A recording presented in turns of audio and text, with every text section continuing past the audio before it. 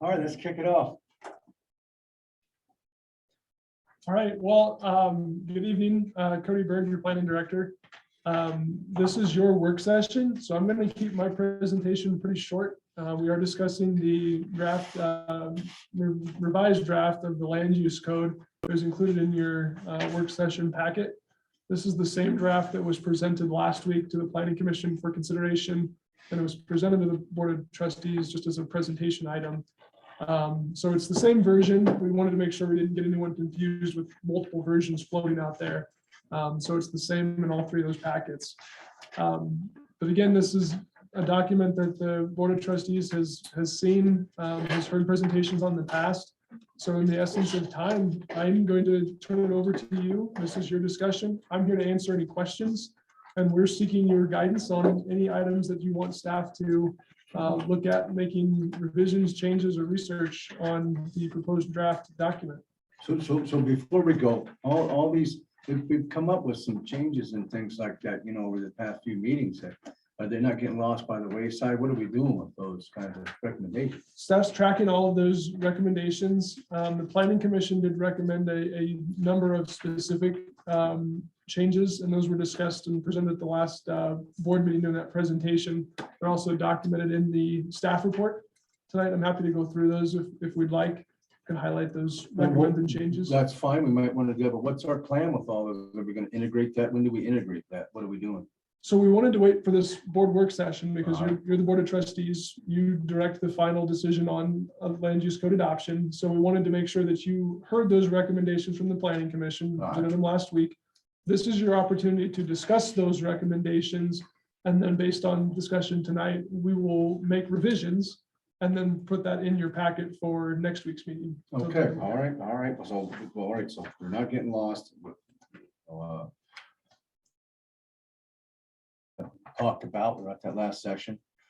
I think it should be noted that the Planning Commission did a lot of work on this and did a lot of vetting. We had a joint session with them as well, right? And we took a lot of citizen input and made some good changes, some good progress last time. We passed it unanimously.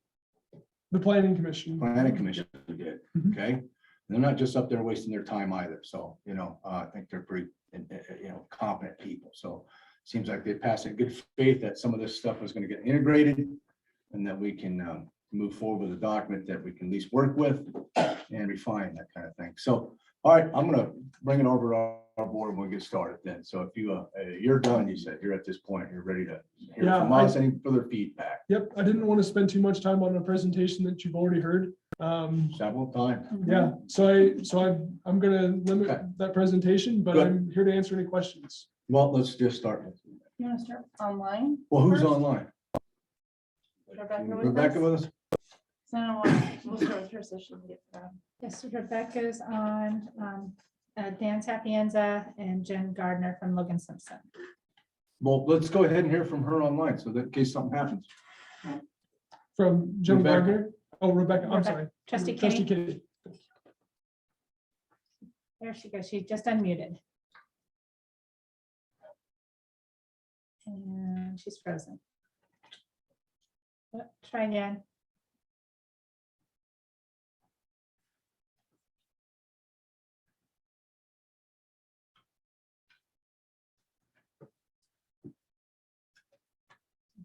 It's like she's kind of frozen. Maybe, Trustee Kinney, why don't you turn off your video and maybe that'll help with the connection.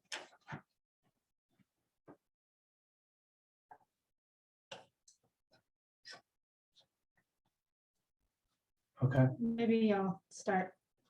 Why don't we just She's start? struggling. Start online, please. John, line them up, I'm brother. not ready yet, John.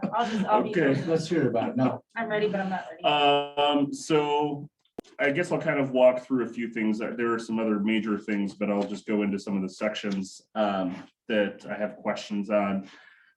So, and section 4, Excuse me, Trustee Gator, could you give us a page number, because then we can so zip down. I will try, Okay. these are page numbers based on the packet, so I will try to give you them based on where it is in land use code as well. Page 83 of the packet, and I can find the page that we're on as well, so give me a second. Thank you. This is the table. This is the table of allowable uses, so yep, that's gonna be page 4 something, in the 4.2, kind of starting in there. And I know some of these were changed based on feedback from the planning commission, so that's where a little confusion on that is. Let me see, did that get fixed real quick? Sorry, there was one item on here at the top of the page that I believe had said criteria for use, not authorized if then prohibited on item number 2. So right at the very top there, if the planning director determines that a proposed use does not fit within a given use type and is not functionally the same as a permitted accessory, conditional, or temporary use, then the use is a prohibited use. So this is kind of something that's not included in the table. It basically says we're going to try and look to see what it's similar to. The question I have is, I believe the administrative decisions by the planning director are appealable to the Board of Adjustments. Do we need to actually put that into the land use code? So it's clear that if for whatever reason, whoever is asking for their thing to be zoned, the planning director determines that's prohibited, even though it's not listed, that they know that there is an appeal process. So any decision by an administrative official in executing the land use code is appealable to the Board of Adjustments. That's in a separate section under the Board of Adjustments and Procedures, Okay, under appeals. And I couldn't cite it for you what number it is, but we can Okay. find it if you need to. But that is covered elsewhere in the code. So any decision made by the administrative official can be appealed to the Board Okay. of Adjustments. if you can just, as long as it's in there, I just want to make sure it's clear and people understand what that is. So if you could later, you don't have to point it out right now. I just want to make sure that is in there. What do you mean, like as a reference? Correct, just pointing back that there is an appeal process, because Right. sometimes people aren't even aware that there's an appeal process, because I mean, if I read that and I didn't know things better, I would Easy say, enough. if the planning commission, if the planning director says I can't do it, I'm out of luck and there's no recourse. Unless I actually know, you can go through these Yep. different steps, so just making sure that it's clear on that. On that same thing with sorry, going back and forth between the documents here. I was curious why, I don't believe for bed and breakfast use, I did not see any by right usage in any zone. I believe it was conditional in R3 and R4 as well as C1, but there is actually nowhere where there is a by right usage, and I didn't know if there was a reason behind that. I don't recall ever really hearing anything into why we wouldn't or wouldn't allow those into anywhere in the town. I mean, they're conditional, but there's no by right anywhere. Yeah, well, there was no conscious decision to not allow them by right anywhere. We usually look at what zone districts would they most be appropriate in. I believe one of the considerations at one point was to allow them in the R4 zone for Harrison McKinley, but that discussion has changed Mhm. throughout the course of this conversation, and it no longer felt appropriate. So we've suggested conditional use for Okay. that, for the R4 zone district. I believe one of the other considerations was agricultural, in terms of agritourism and maybe wanting to have a bed and Right. breakfast. So those are some of the thoughts that we've had in developing Okay. this from a planning standpoint. Okay. But if you've got specific recommendations, we'd be happy to hear them and we can look Yeah, at making some changes. I don't have a problem with them being conditional in the R3 and R4, and I typically would probably say that by right, maybe like in the agriculture R1, typically you want a bed and breakfast in a quieter area, not in the middle of downtown. Right, I know when we go to a bed and breakfast to get away, we're up off the middle of stuff. We're not far from town, but we're not in the middle of downtown. People usually go there to relax, but I would say that maybe in agriculture or in R1 would be appropriate, but I think we should have somewhere to have a permitted use. I think that'd be great to have something like that here. But if it's not allowed by right, that I think just cuts some of those potentials out there. If you don't mind, is there any other feedback on that from board members? Bed and Well, breakfast? I'm just curious if there's like possibly building code restrictions relative to that, because if you have a bunch of people using a residential home as a like hotel type situation and you're doing commercial cooking,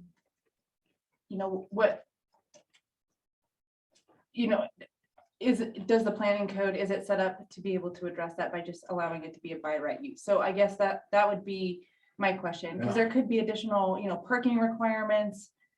It just becomes kind of complicated. I mean, downtown Fort Collins is actually a good example of how they've retrofitted some of those older Victorian homes into bed and breakfast situations in a very high density populated area.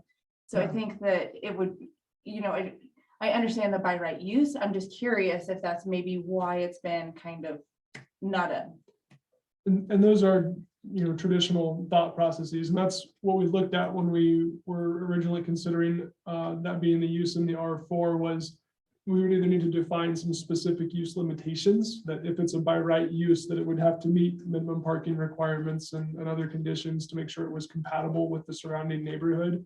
For agricultural uses, if it's a large lot subdivision, making sure there's adequate fire protection, fire flows to serve that. On a town property zoned agricultural, that would probably be a consideration at the time of subdivision plat to make sure there's adequate public facilities that could support fire flows, but it wouldn't necessarily be the case. So that was a conditional consideration that was contemplated.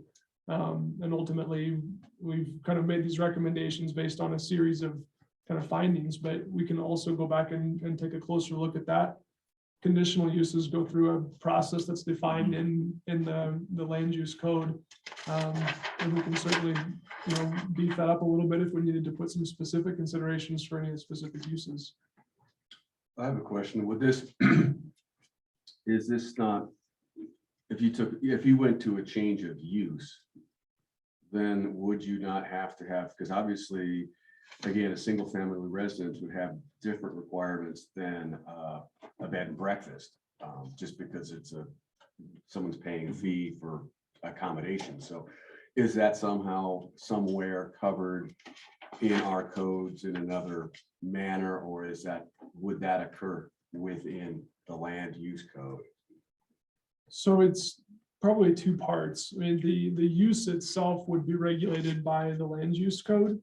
So if you had an existing structure used for one purpose and you're proposing to change that use to a different purpose, we would of course check the zoning code to see if it meets the applicable zoning requirements for the district in which it's located. We would also take a look at, for existing structures, if the use is changing, we look at the building code. If it's changing from a house to a commercial restaurant, there's quite a few requirements they have to meet for life safety, commercial kitchens, food systems, and things of that nature. So that's definitely a consideration in the building code. That's not part of what's being considered in this process for land use code adoption. But there's two places where change of use is addressed. Okay. So I guess I'm trying to come back to what you had answered to Trustee McDonald's question. Does it sound like there would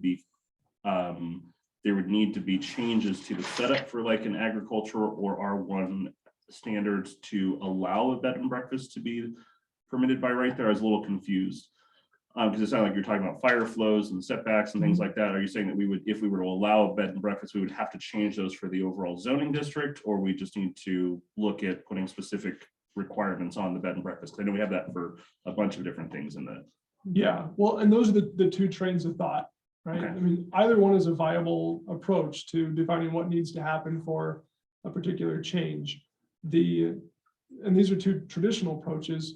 But on one hand, when you say it's a use by right, as long as you meet these specific criteria, then it is a permitted use, and they don't have to come and seek a public hearing and approval process. They just know, if I check all these boxes, I can locate that use there.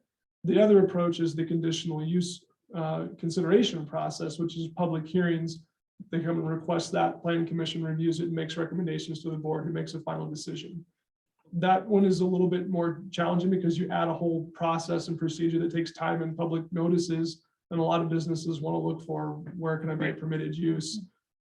So either approach is a valid option.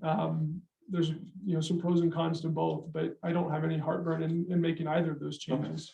So I guess from my perspective, I'm fine with it being conditional use in R3 and R4, but I would like to see either adding it to the agricultural or R1 as a permitted use, and then we can just add whatever specific requirements we need to add on to that.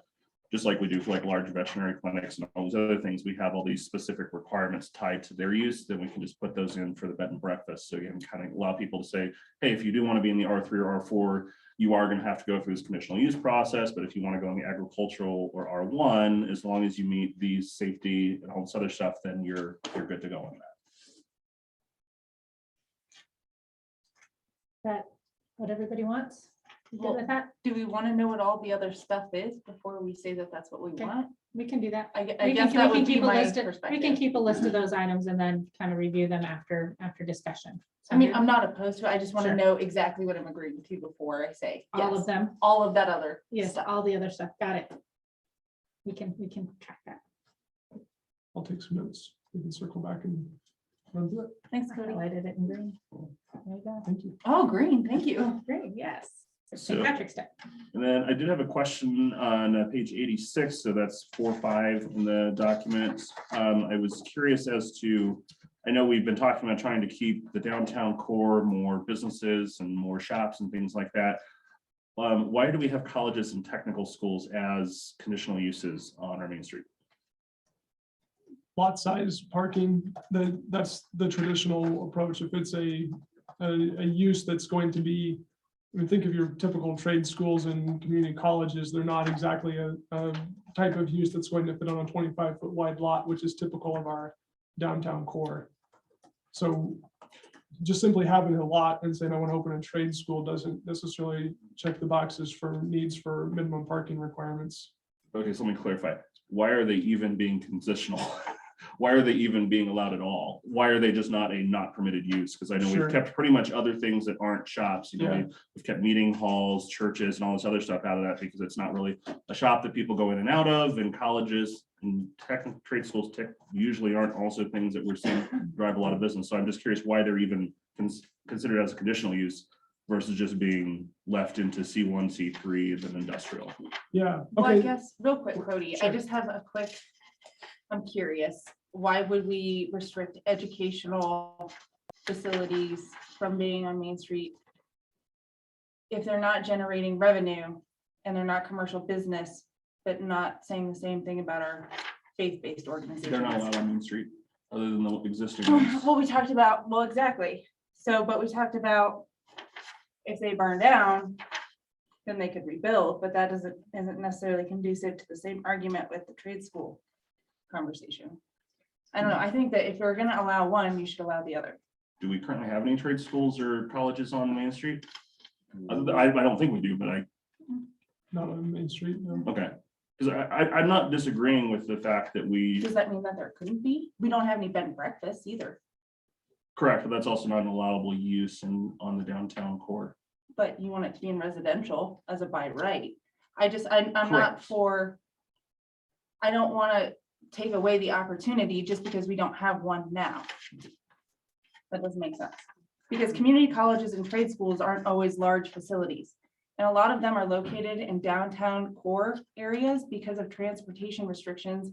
And people can't afford cars or the transportation to go into metropolitan areas. So taking that out of the downtown area, I think it would be a disservice.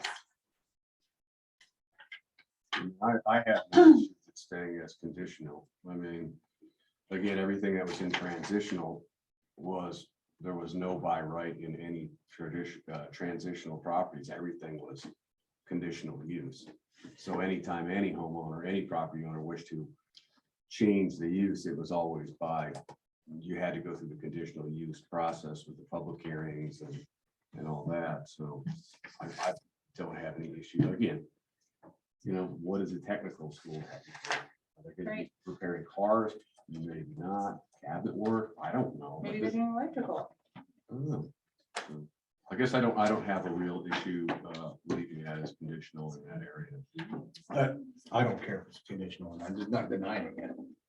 Has Trustee Kinney been able to reconnect if she wants to join on this conversation?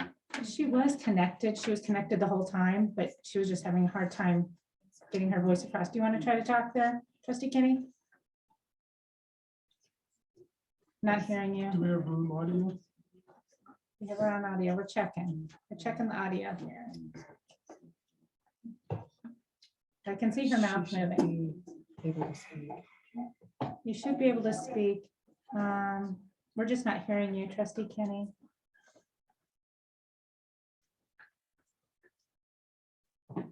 She muted herself. See her. For the record, I can't hear Trustee Kinney either, so it isn't just audio within the Leaper Center. We can hear you, Dan. So we're not denying it. I mean, it's conditional. They can bring a plan forward and get approval, right? Right, under the conditional use proceedings, they could, if, and I, going back to the earlier comment that I had made, that parking and other considerations need to be evaluated because a 25-foot wide lot's not going to accommodate all of that. But under the circumstances where, a community college or trade school could acquire multiple lots that could work, then we would want to be able to consider that request. And if they meet the criteria for conditional approval, then the town could approve that use. Okay, Rebecca has unmuted herself again. Let's try again. Can you hear me? Yes. Before we get into this, Cody, could you give us a quick, just a review of what the conditional use process looks like and those steps associated with it? Because I think that would be helpful for people to understand when there's a conditional use versus just the permitted use. Maybe those extra steps are required and maybe why those items have been distinguished as important for certain uses. So just to go through the process so everybody's clear on how it works, because I'm familiar, but I don't think everybody is for sure. So just get everybody at the same level. Yeah, thanks, Trustee Kinney. That's a great point, and I'd be happy to go through that. So just to recap, a permitted use or use by right means if they meet all the criteria for that zone district, then they don't have to come and seek any approval other than like a building permit for new construction or remodel. Alternatively, the conditional use process, they would submit an application to the town specifying this is the use that we would like to propose. It's listed as a conditional use in that zone district. The town staff would advertise public hearings. It would go to the planning commission. Planning commission would consider that request, conduct a public hearing, and allow public testimony where neighbors might have some feedback on some things to watch out for what's right for the neighborhood. The planning commission's recommendation would be forwarded on to the board of trustees, and the board of trustees also conducts a public hearing on that conditional use request to consider the planning commission's recommendation, again, public testimony, and then ultimately the board of trustees would make that decision. So the process requires notification of public hearings, conducting the public hearings, planning commission recommendation, board of trustees action. Okay, so, and then I'm not speaking specifically to the trade school, but the important part in my mind, I think that we should consider is that for conditional use items, it does require, of course, that notification and public hearing, meaning that neighbors of that potential business that would need that approval, would seek that approval, they would get to have some input on that project, essentially. And they would get the opportunity to say, we wholeheartedly love this and we can't wait for this trade school to move in next door. And we think it's fantastic and we understand, the nature and operations of their facility and we can't wait for it. Or they can say, hey, I have some really major concerns about how this is going to be operating as my next door neighbor. I'd love to ask those questions or get that cleared up. So I don't necessarily have a specific, I can't think of every scenario of every technical school right now in my mind and how that might impact surrounding businesses or neighbors. And given that, and I'm not familiar with all those type of facilities, I'm not quite sure how that impact would be on those neighbors. And that maybe it would be helpful that they were notified and had the opportunity to talk through those changes prior to that project moving on. I think it opens up the opportunity for additional dialogue. It probably makes for better neighbors for everybody to be under the same understanding and get the input from everyone who wants to have public comment on it. So I don't necessarily say that I'm leaning to have it permitted use, but I think the conditional use is a very valuable tool. And I'd hate for everybody to look at all the conditional uses and say that those are bad or wrong. I think those are the uses that require more care and more public outreach and engagement. So I just wanted to bring that point up because I hear some kind of like, oh my gosh, it's conditional use, that's bad. I'd like to make sure that we understand maybe the benefits and how we use the conditional a process. And now that might be valuable. So that's my quick feedback on that, but I don't know if anybody has any comments on that. I think that's important because we were just kind of discussing that exact same scenario regarding bed and breakfasts in different sections of the community. So thank you, Trustee Kinney, for providing that clarification. I think that that's really helpful for why that process is in place and why sometimes those, just allowable uses aren't allowable uses. They went through land code use processes in the past for a reason, and sometimes it just seems like we keep circling on the same things over and over again when somebody's already been down the path and done all the research. So thank you for sharing your perspective. Yeah. One of the scenarios I can consider right now for a technical school is maybe the nature of that school has to do with some manufacturing functions or staining or machinery of some sort. And maybe that isn't necessarily suitable for certain districts. Maybe that's more of a industrial type use because it's training folks on industrial uses.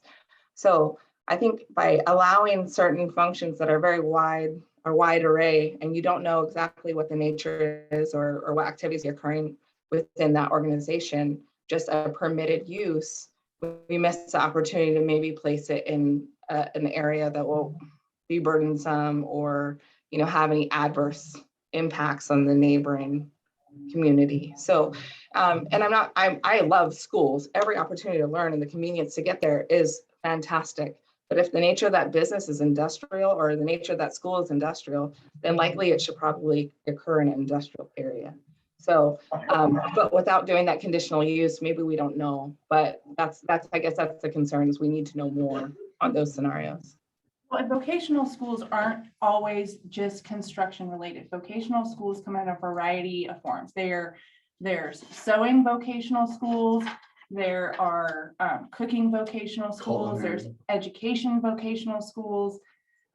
So I think that leaving the opportunity as a conditional use and allowing the business owner to present their business plan after doing the research, because I don't think any smart business owner is going to walk into a facility that's 200 square feet and try and do cabinet manufacturing.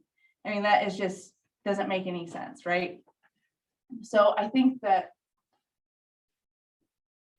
not allowing the opportunity would be a disservice. I like the idea of allowing it as long as there's that conditional use opportunity. So I think it should be conditional based on the circumstance or whatever business plan the business owner Could be an provides. art school. That's certainly nice.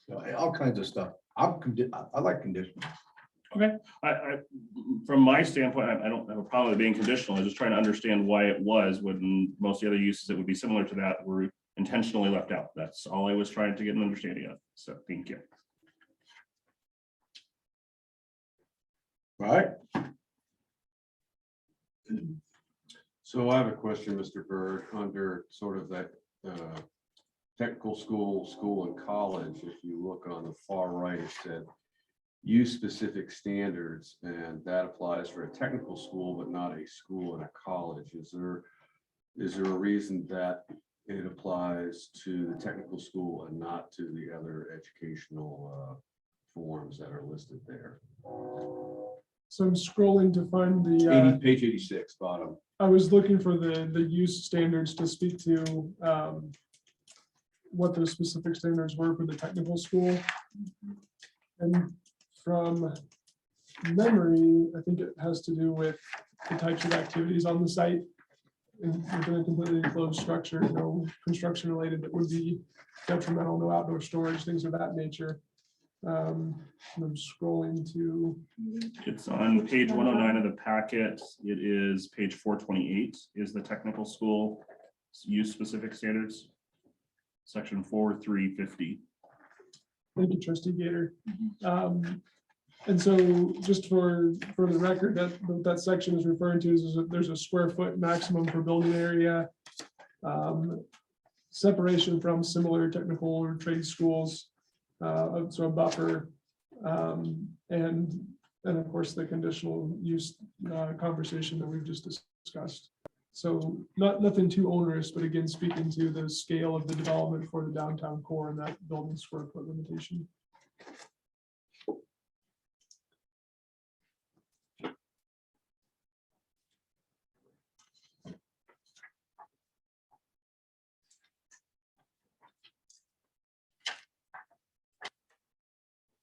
Okay, So the next question I have is on page 118 of the packet, that's section 5.2 exterior lighting, or yeah, page 5, chapter 5, page 2.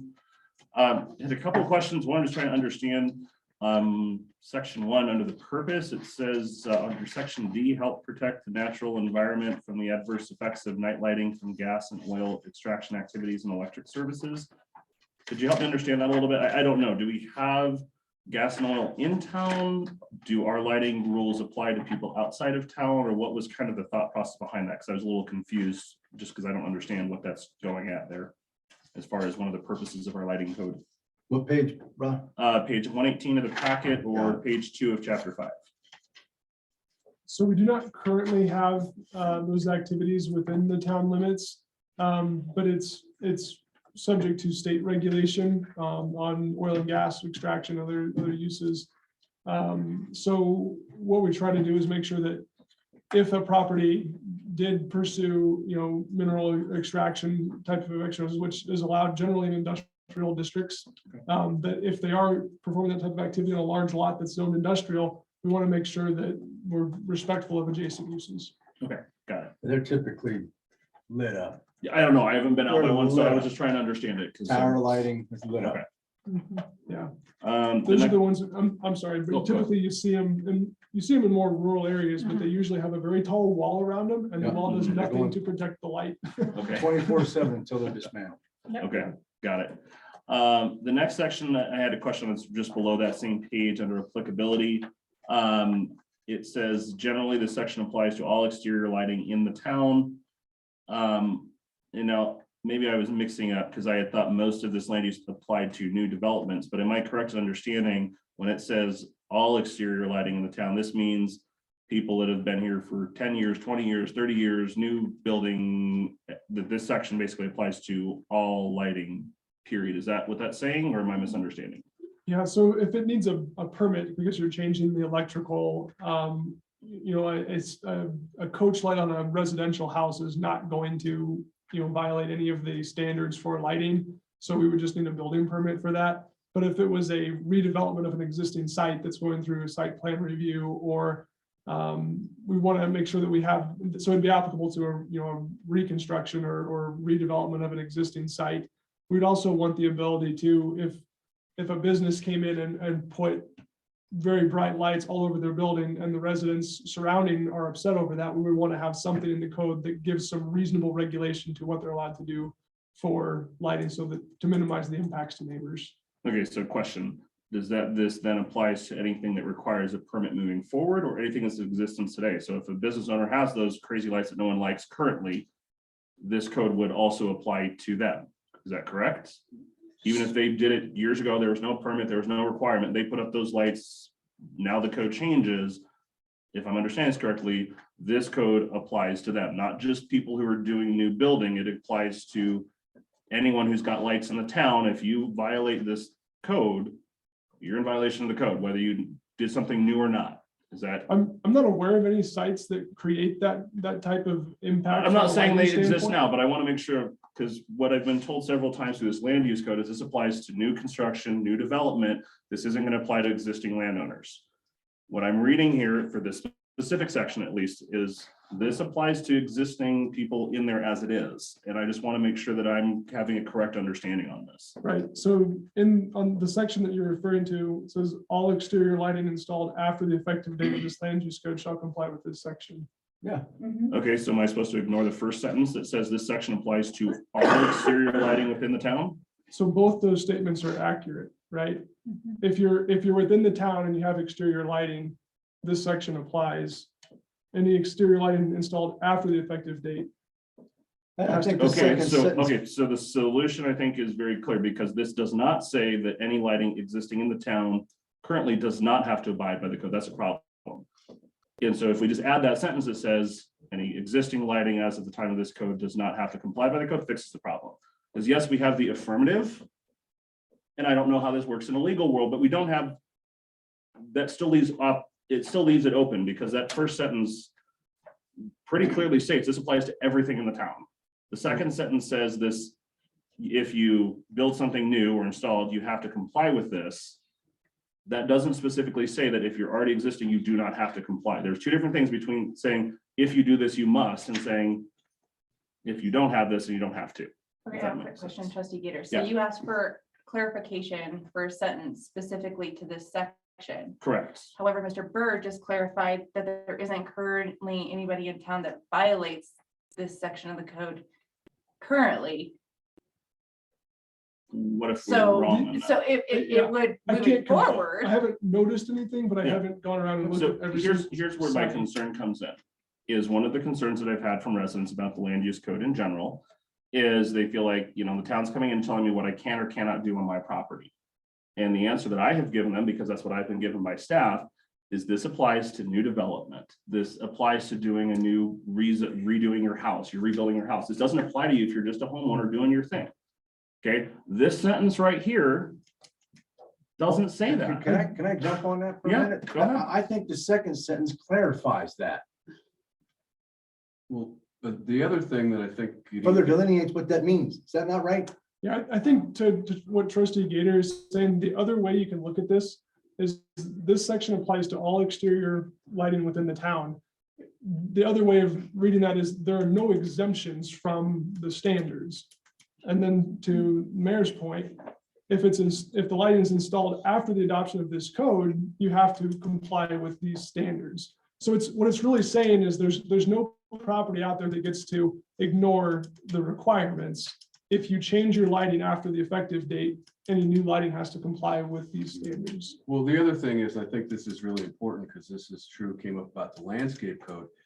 There's this thing called, was it non-ex post facto? So if you are complying before and the code changes, it's not retroactive on the landscaping, you know, about xeriscaping, the town has no right, nor have they suggested that people who were fine up to the time that the code changed, they can voluntarily choose to do this. The town has no authority to enforce this, like someone's not gonna come around and go, your light's out of compliance, you have to change it. I mean, if that was there before, that's what happens when the rules change. They don't retroactively go back and then affect other people. You know, that's just the nature of this and almost any other law. I don't know any other law that's retroactive.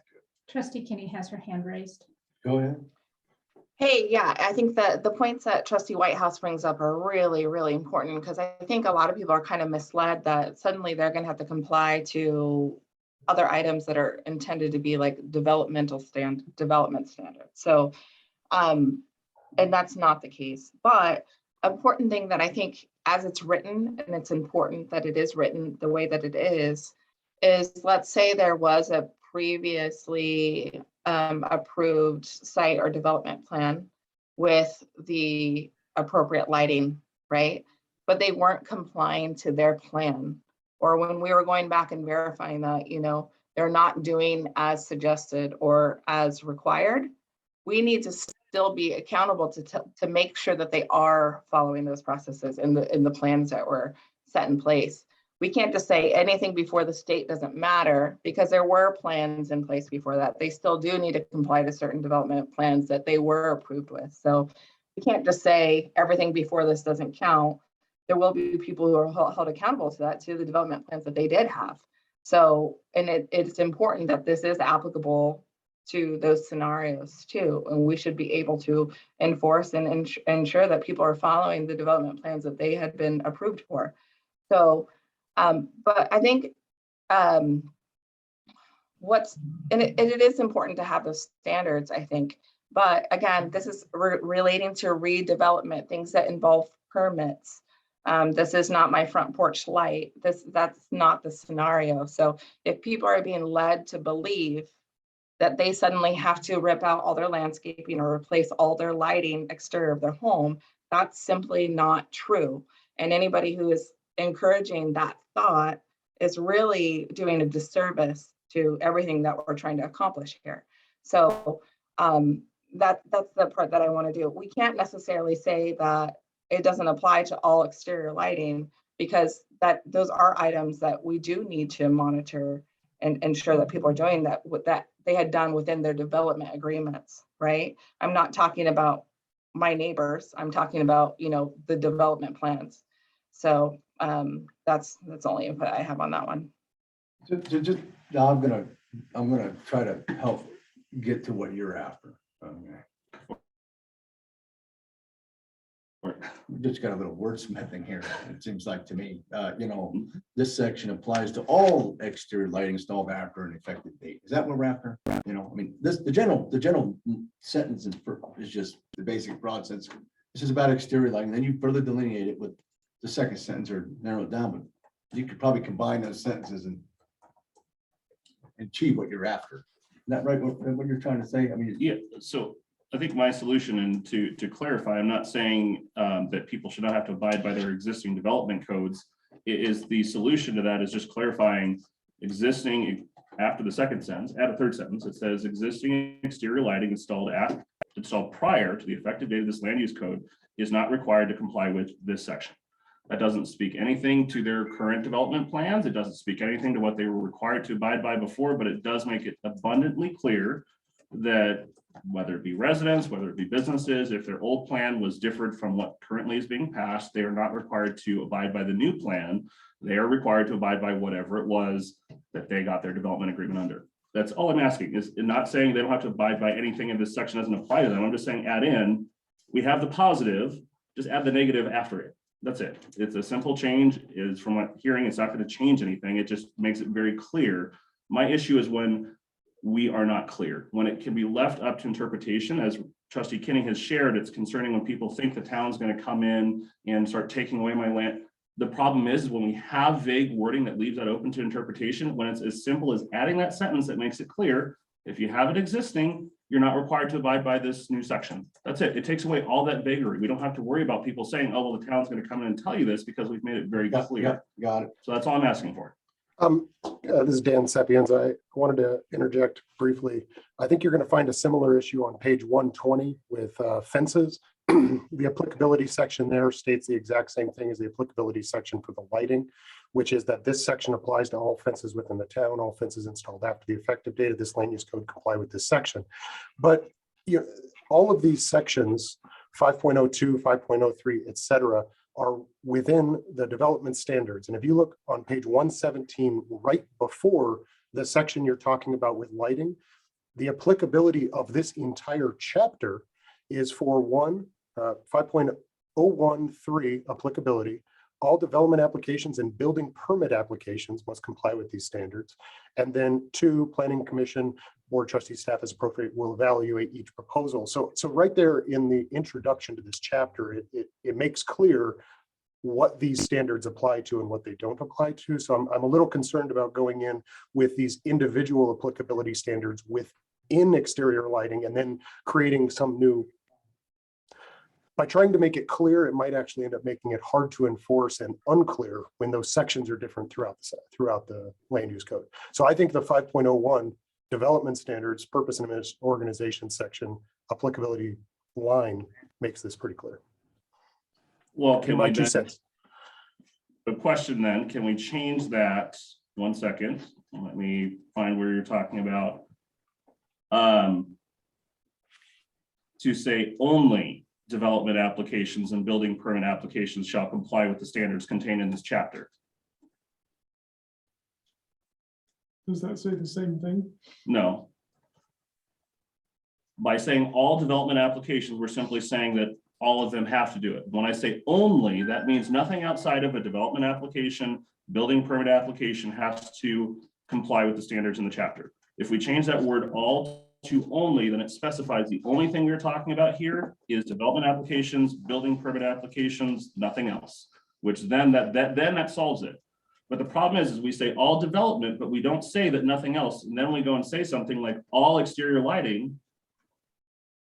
Again, it leaves that open to interpretation to say, are you the town going to try to come in and change things around? Now, if we change it to say only, then I think that makes it very clear. This whole chapter talks about nothing outside of development applications, building permit applications, then I think that's fine. I believe that it already essentially says that. It doesn't, I mean, the word all and the word only has very little difference. I mean, as I'm interpreting this section, it's not going to be any different. Dan, they have a very big difference. One is inclusive of all including, one is excluding everything else. I understand your take on it. I understand what you're saying. And I think if it's said only, there may be negative unintended consequences of that in terms of What would those something be? that might be excluded. And I'm not sure what that might be right now. But I think all the language as it's stated in here with applicability standards is pretty standard language. And I think it's pretty well understood within the development community. So I understand the difference in the words and the difference in what you're trying to get out there. I'm just saying in terms of how a court would interpret this, in terms of how attorneys would interpret this, Let me it's read saying this. what you want it to. Let me I read this. appreciate that feedback because, you know, essentially this is a document that's, you know, providing code. So if there's a legal interpretation or a input from Dan regarding how that's applied, that is good for me because he would be the expert on how that's interpreted. And I'm really happy with that first applicability statement saying that what this is applying to. So I'm happy with it as it is, and I'm glad that you pointed that out because I think that answers the questions that exactly we were asking. So I'm good with it as written, knowing that part saying is what this is applying to what development plans, those and et cetera. So I'm good with how it is. 5.01, 5.01.1. Right? This chapter establishes uniform standards for the development and improvement of property throughout the town of Wellington to ensure quality development. That right there, isn't that right there say new development? Well, the Is that what thing, that means? well, here's the thing is, so painting your house, adding a new window is not development. Development typically means changing the use or creating something new. Again, I do believe that Dan's take on this from a legal aspect makes sense, but development means doing something to it, and it's not changing your house light or changing your windows or changing, that's not development. Well, does that first sentence, take But care of it, it? but I it think so. says, yeah, I think so, because then it says and And improvement improvement. of property. But then then you start to get subject to interpretation on what is an improvement and what, I don't know, I think that's starting to go down a rabbit hole that is not relevant for this discussion. I think that it comes down to what is the legal applicability of all and only. And this section on applicability says this is what it applies to. Anything that's not listed there, it doesn't apply to.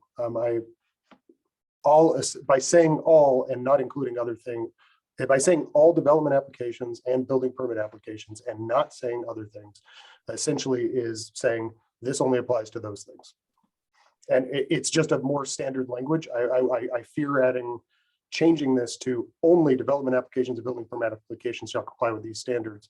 I'm not familiar with a lot of development codes that uses that sort of really explicit only language. And so I'd be concerned how that might be applied and interpreted. This is understood language, I believe. And I guess, to your point there, Dan, when we talk about all development, and when we get really specific about only development, then we have to be really specific about what development. Is it only commercial? Is it only residential? Is it only airspace development? I mean, what are we talking about? So when we say all development, I think that that's all encompassing. All new development. Now, And question. it says, and it relates to development applications and building permits. So, I mean, it's very clear on what it applies to right there in that A. So I think we got it covered. And I mean, the thing is that, and this this is where I don't want us to get stuck. And the reason why is because we're not going to become and suddenly have this best practice and know exactly how legal documents should be written according to specific word choice. So what we do need to do, though, is rely on the resources that we have to ensure that we're complying. And that's why we have certain legal aid associated with this specifically. That's why we have Dan.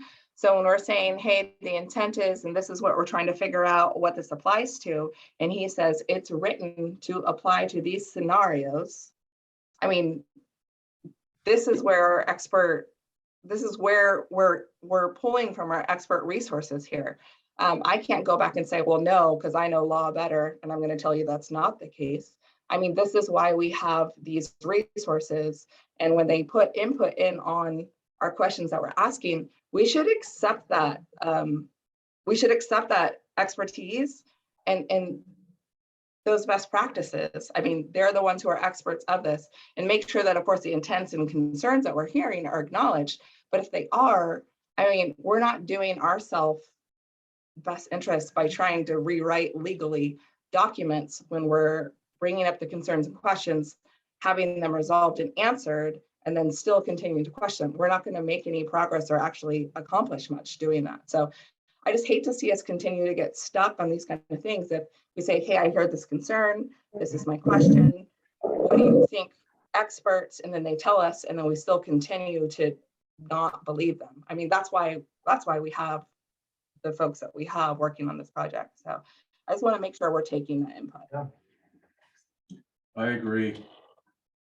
So here is where my concern lies, is that we have these conversations commonly in meetings where Daniel say something like, you know, this section all means that all it applies to is development applications, building permits, nothing else. It's not applying to existing residents. It's not applying to people just living in their homes, doing their thing. And that's what we say in a meeting. We then pass it.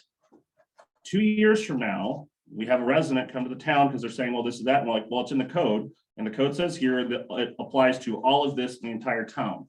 And then it was never put in writing in the document that when it says all development applications, that excludes everything else. We do not have exclusionary language. And that is my concern, is this is not the first time I've seen this happen.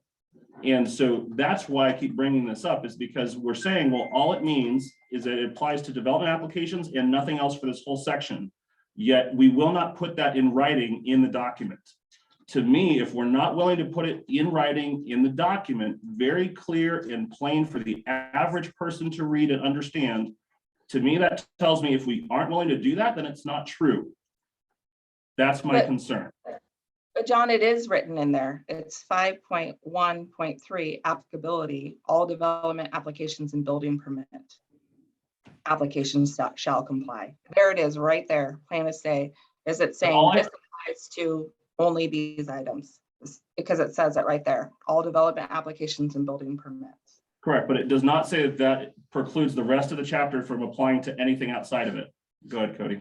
Sorry, from a staff standpoint, I have a question. Points well taken on this discussion. The section on lighting has the purpose statement, applicability. We list 11 exemptions from the standards.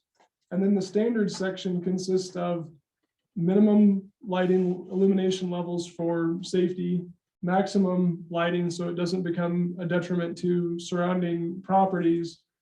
There's a couple of prohibitions for not confusing lighting with warning or emergency traffic signals, shielding to prevent light from impacting neighbors, light spillover so it doesn't go into a right of way or onto another property, and then a requirement to submit a lighting plan for those new permits and applications to demonstrate that you met those a couple of requirements.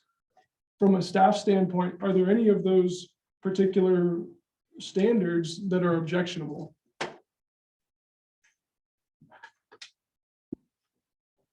All I can say is I think we're pretty far off into the weeds right now.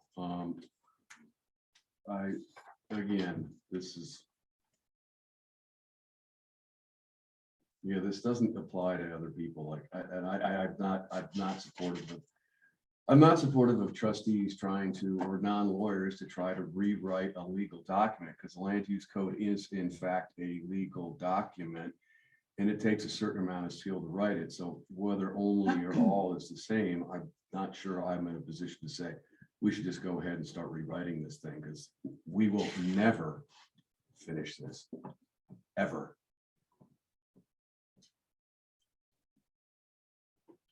I think it achieves what you're after.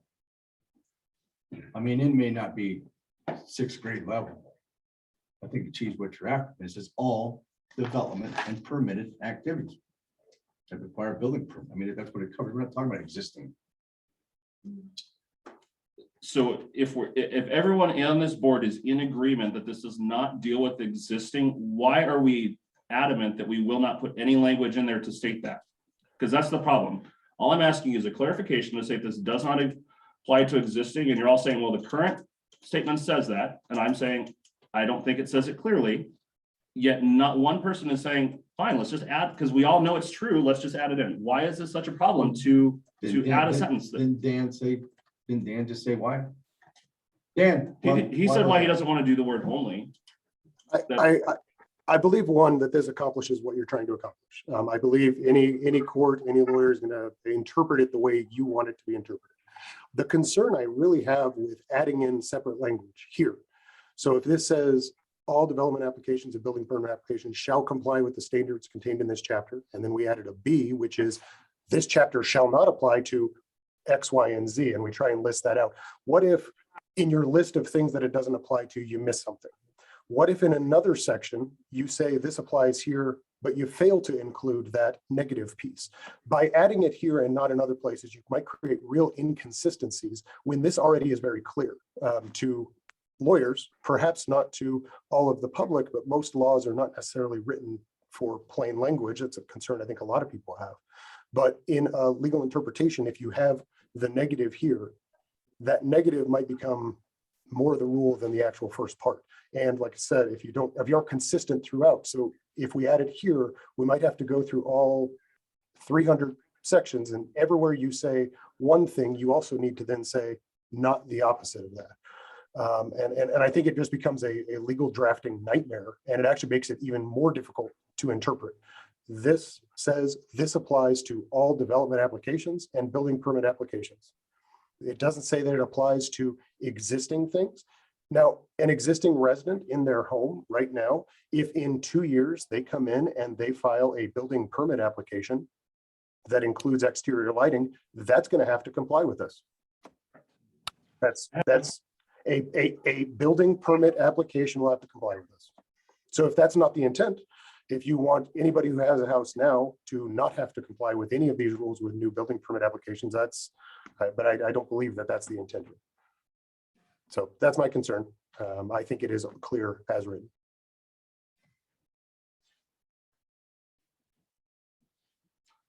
I've said my piece. It's incredibly concerning to me that we are not willing to actually put that in plain writing for normal people. That's where my concern lies. So Trustee Gator, I mean, our town attorney has said that this is as clear as it gives it the level of definition it needs, and to start wordsmithing this, then having to do this in multiple other places. I think maybe there's when someone comes in and asks, I think it would be pretty clearly stated. I mean, okay. I would appreciate, Dan, if you could put that in writing and send that to us in a memo stating exactly about this I section we're disagree with talking that. to. I I want something in writing stating exactly this, that this is all this talks about and it applies to nothing else. I want it in writing. If this is the case, we say it verbally. If it's truly the case, I want it in writing. If it isn't something we can't, if it's not something we're comfortable putting in writing, why are we approving it in the law that's going to be, this has been the law for town for the last 15 years. Why are we going to put it in something that's a law for the next 15 years if we're not willing to put it in writing? I see. Take a moment to just pause and remember our ground rules and remember that this board works as a team and not independently. I see it written. I see it meeting the intended question and needs and concerns as it is. So when we're talking about needing it written, it is written in that code. So, I mean, referring to a separate email that then backs up what is written is not clear. Make this defensible to reduce the risk. And to make it clear, we need to follow those best practices and the legal advice and make sure that our interpretation matches the intended, what it looks like on paper in code. And I think we have answered all those concerns, and we have said that it meets our intentions, it's defensible, and it is shown in the code. So to me, I say this is a success. You had the questions and concerns, we've acknowledged them through the code, and it meets based on our attorney's recommendation to achieve exactly what we're asking and we're concerned about. I think we're good. I'm happy with it as is. Unless there's any other concerns, is there any other items that we should go over? I'm fine with it. I think it says it. I mean, we heard the attorney. He says, if you do this, then you're gonna go through everything and make sure everything is like, and I think they've done that. I don't think that we have an issue here with existing places, doesn't talk about it. This is new stuff. I don't need to reinforce it, okay? I mean, Well, I truly hope that this is the case for the next several years, that we aren't going to run into citizens seeing things differently. So the next comment I have is on page 121 of the packet. That is chapter 5, page 5, section A2. And I was just curious why we have that a fence or wall may not consist of solid unbroken expanse for more than 50 feet. I was just wondering what the reasoning behind that was. Sure. So the answer to that is when you get a very long wall along like an arterial roadway, you end up with no visual breaks. So it just creates this monotonous look. So the intent is aesthetic, that either, you'll see a lot of them with a section that's set back a little bit further. You'll see columns breaking up with vegetation. There's a couple different ways to satisfy that for aesthetics, to keep an area looking nice. So you don't just end up with one very long expansive wall. Got it. Thank you. Mhm.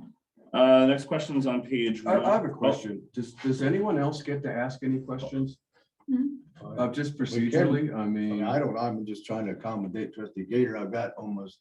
I understand that, but I guess procedurally, do any other Well, we trustees can have their move on own and sort of questions? come back. Yeah, why don't we just, would you mind if we? That's fine. I was just asking Yeah. questions because you told me to. No, I do. No, we're just.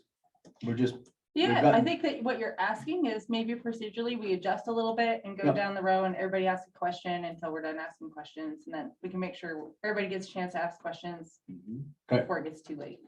Yes. let's do that. Why don't you go?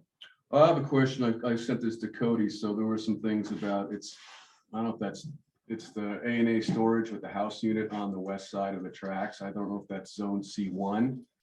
Does that fall into, again, it's a residence and it's got a business. I don't know how it's zoned. If that house were to burn down, what happens in that particular case? I don't know and if you don't have an answer for that, I'm perfectly fine with that, but it's just something I was wondering about. Well, I can provide a little bit of background. So for reference, the property that you're describing is currently zone transitional.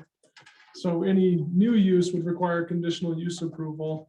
I did not go back and research specifically on that property, what approvals have taken place, but I certainly could do that. And we would do that in the instance of damage or loss to the property.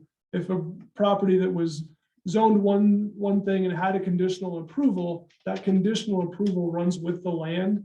So generally speaking, it can be rebuilt under that conditional approval process unless it's specifically stated as one of the conditions that, damage or loss or change of zoning district would null and void that conditional approval. Okay. That's the standard planning practice. I'm sorry to interrupt you. No, I interrupted you. Please continue, Mr. Bird. Well, thank you. And that's the kind of a standard planning practice to identify as for any conditional approval. If there are conditions under which it should not be rebuilt, you would identify those in that ordinance for conditional approval. Okay, because in the C2 area, we discussed modifying those conditions for, AMP and filling station and existing residents in that area. I didn't know what that is, because I know further down by Meridian Trust, that's C3, and I didn't know if this would fall into a similar category as sort of the train tracks to Sixth, and that's really my question, but it's not something that requires an answer now. Okay, and I appreciate that, and we'll certainly keep that in mind as we move forward. As is often the case when you have existing structures and uses that have changed over time. I wasn't here for all that development, but my understanding was at one point, it was an old farmhouse. I've heard that it was a business office at one point. I've heard that it was a kind of a mercantile at one point with some business uses in it, and I'm under the impression that it's a residential home again. So there's other factors in there under the building codes that address change of use and how, when you're changing the use within an existing structure, what requirements may be needed for life safety purposes. I don't know that all of those have been fully evaluated for this property, but it's something that if something were to happen to that property, we would of course look at it on a case-by-case basis, do the research required to figure out what the best path forward is, and then apply the appropriate sections of our codes and ordinances. Okay, thank you, sir. Anything else? Got another one? Yeah, sure. Well, I asked the question. Okay. Okay, I'll go. Mine's more, I have a curiosity question similar to the curiosity about the pawn shops. We talked about in here close to the lighting section, the open air farmer market restriction to just 25 tents. Is there a reason why? Is it because of the type of material that they're selling, or like why would we restrict that beyond what a special event permit would require? Can you remind me which section you were looking at? Or Yeah, I apologize. Let's see, where was the lighting? is it in the was right section before 5 that that. we were in?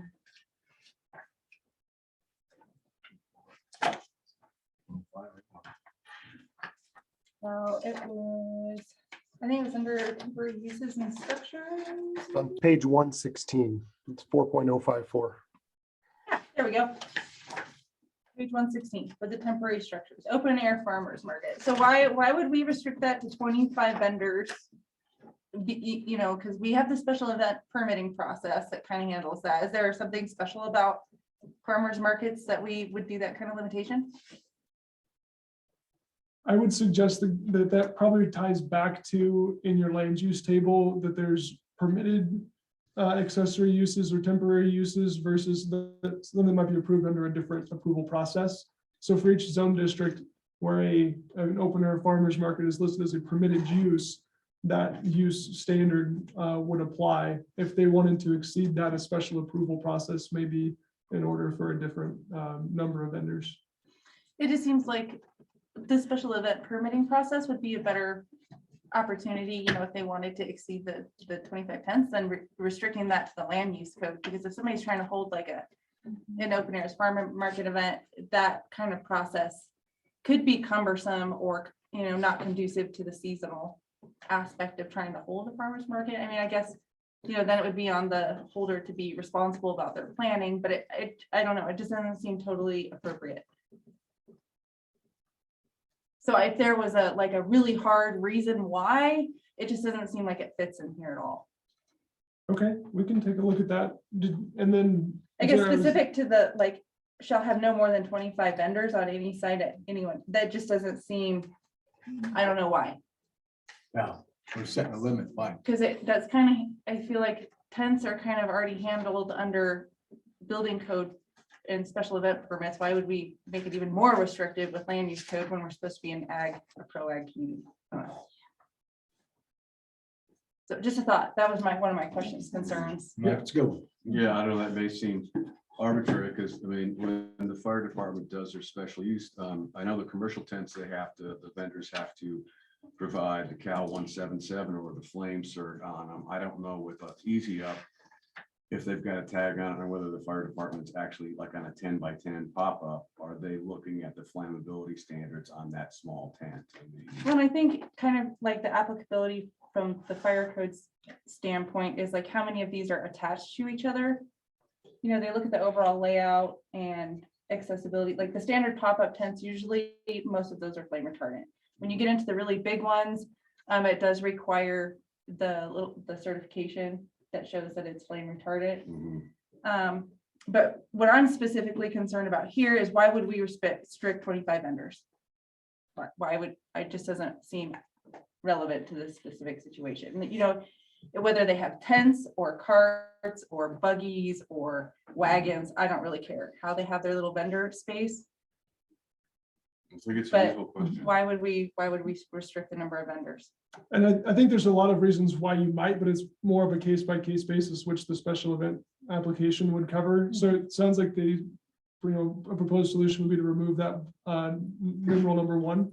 Yeah. Yeah, I mean, unless, you know, legal counsel or after you guys staff reviews it and there's consideration as to maybe why, you know, I'm open to ideas. I was just mostly curious. It just didn't make sense. Thank you for Yeah. hearing me out. Yeah, of course. I think it'd be a reasonable thing to do, and knowing that, if, you know, site constraints requiring parking, other things would be looked at on a case by case basis as part of a special event permit. I think that would be very reasonable to make that change. You know, I think if we were talking about not a temporary use, if somebody wanted to construct like a permanent farmer's market vendor place, then maybe, you know, that 25 vendor limitation would be reasonable, but thank you. And item I right before that deals with that tents and temporary structures have to meet the requirements of the building official and fire marshal. So yeah, I think that we could remove the number off that. That's a good idea. Thank you for that. That's good. Okay. Trustee Kinney, you got anything you want to talk about? No, not a ton. I'm really feeling content with the recommended changes that we've heard from that have been passed on from the Planning Commission.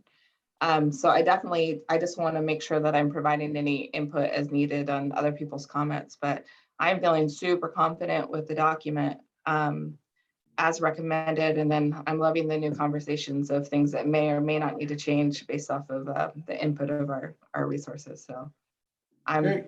I'm following along. Okay, well, good enough. I'll take the next question. Don, if that's all right. Go for it. All right. So I want to talk, I want to just talk real quick about this policy versus vision statement. And then what are we doing about that? We've talked about that, you know, how this, where's that at in here? I mean, we've gone around and around, and I think we've kind of all come to the conclusion that we need to kind of refine that a little bit, or what? I'm open to board conversation on direction you'd like to see on that topic. Well, where's that at again, Don? It's Do you know? page 11 of the packet. That's going to be page. One second. I think it's chapter 1, page 3, I believe. Well, what page is? Page 3? 11 of the packet, and chapter 1 of the land use code, page number 3. It's a relationship to the comprehensive plan. Oh, So it's gonna be- So can I? yes, you So I can. had talked to several of you and heard some issues and things. So I did some research, trying to figure out, you know, how those phrases interchange. When you look at the Colorado Revised Statutes, it's 3123-206 talks about the master plan. The comprehensive plan is the master plan for the town. And they say in the revised statutes, the master plan of a municipality is an advisory document to guide land development decisions. So that kind of sets the stage for what this document is. I went on to look at what the Department of Local Affairs calls a comprehensive plan. And they say the comprehensive plan or master plan provides the policy framework for regulatory tools like zoning, subdivision regulations, et cetera. And as I went on through today, spent a lot of time today kind of looking up how those phrases are used. And a lot of it is semantics. Yeah, sure. And they interchange, whether it's policy or guiding document or visionary document throughout. I mean, I've looked at everything from Michigan State University to Central Upper Peninsula Planning and Development Commission, and just trying to figure out how communities rectify this, because this is not the first time this has happened, you know, and it seems like it's semantics. It means the same thing. Policy is, and let me go back to where I have these notes. Hold on. I can tell you that when the resolution to ratify the comprehensive plan was presented, I went back and listened to that recording, and Dan Sapienza said specifically, whether the resolution is adopted or not, it is still the official policy document of the town of Wellington. Items in the comprehensive plan will be used to guide your decisions, meaning the trustees, and guide the land use code going forward. So we have presented this at times as a visionary or guiding document. We've also presented it as your policy document.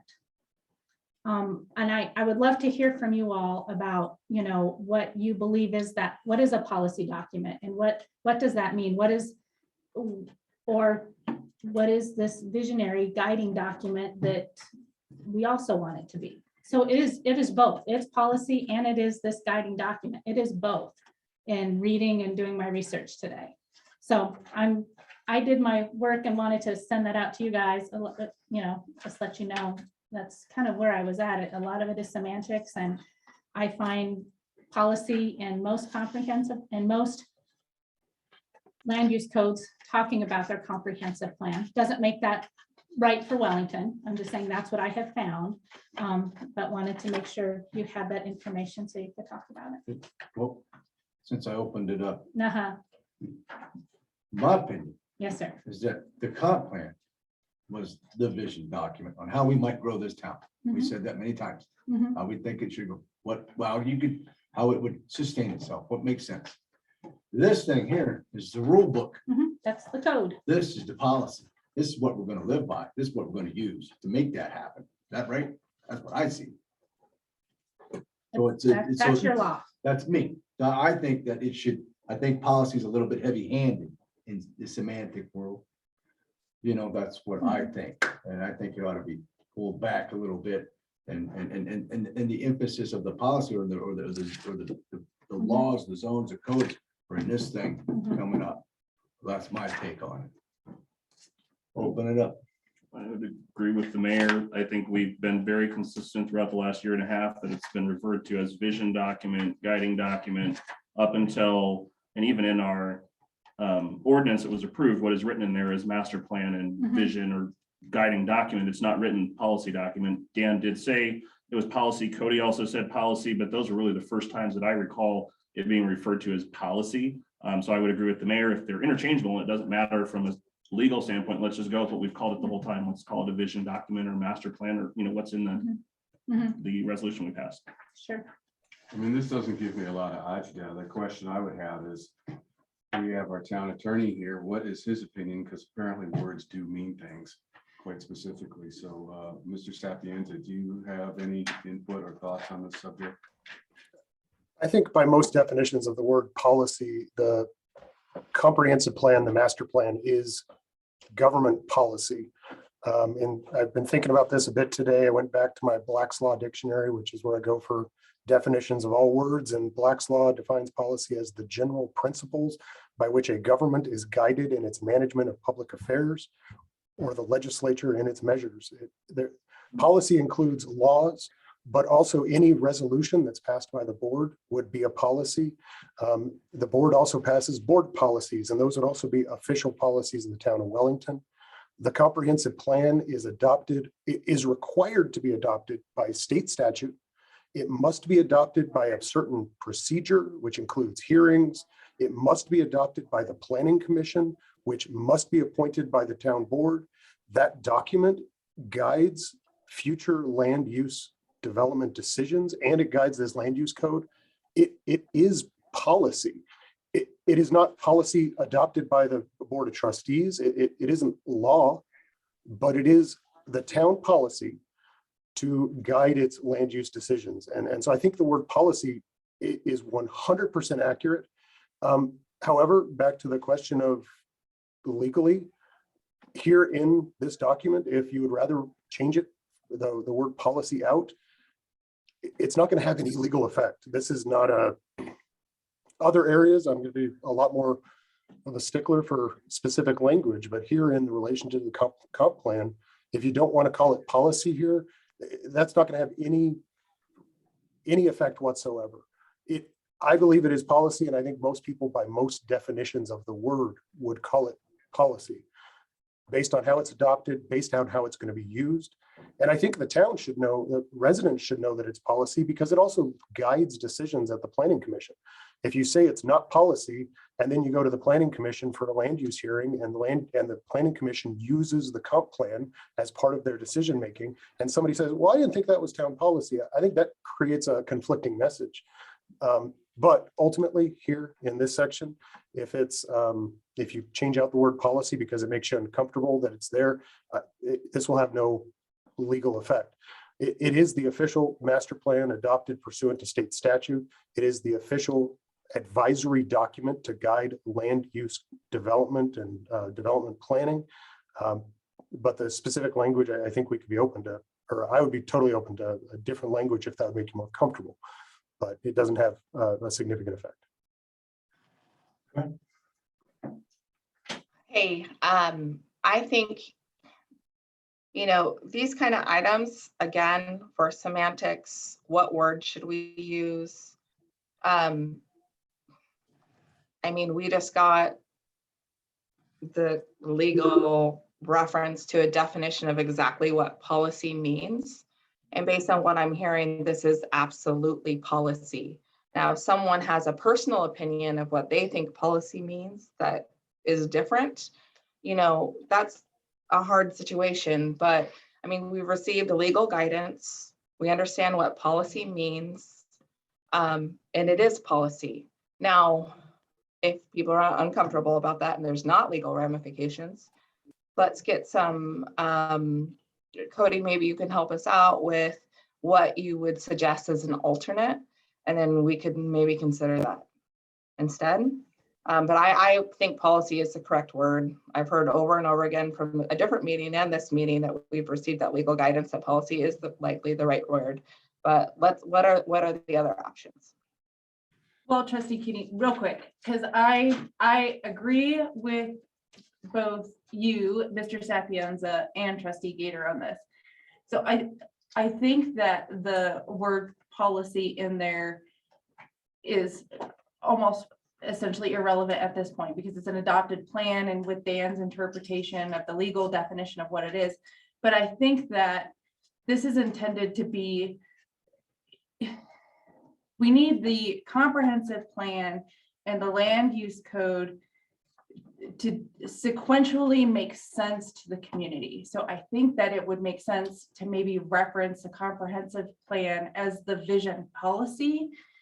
And then the land use code is like our code-based law or enforcement on how we intend to enact that vision. Does that make sense? So the comprehensive plan gives us our vision, and then we base our code and develop our laws and code on the vision, right? Isn't that kind of sequentially how it works? So then when we're referencing the comprehensive plan, instead of calling it official, because that just sounds like very heavy-handed. The comprehensive plan, I wouldn't say it's the official policy document of the town of Wellington because we have lots of official policy documents. But we can say that this is the vision policy document for the community because I think that provides a little bit more accurate description of the policy that we're trying to create or the vision, Does that make sense? Yeah. Okay. Makes sense. I agree with that. And I know my name was mentioned a minute ago, so I want to circle back. And I think absolutely, if the desire is to modify the language a little bit, that's a little more specific to what a comprehensive plan is and what it does. And I heard earlier made a note consistency of language across some of our already adopted documents, but we'd be happy to do that. Okay. I'm seeing some head nodding, so Yeah. staff will propose some recommended language and bring it back at the next meeting. All right. You're up. I'll let other people go a couple more if they want. I know I got to ask several in a row, so I Okay. do want to make sure everyone Yeah. have a chance to get their questions answered. Yeah, where is it? Let's see, page 110, which is workshops. I'm not convinced the 2,000 square feet is actually, it's pretty small for workshops. What page? Page 110. Hannah, I'm sorry. Thank you for reminding me. Thank you.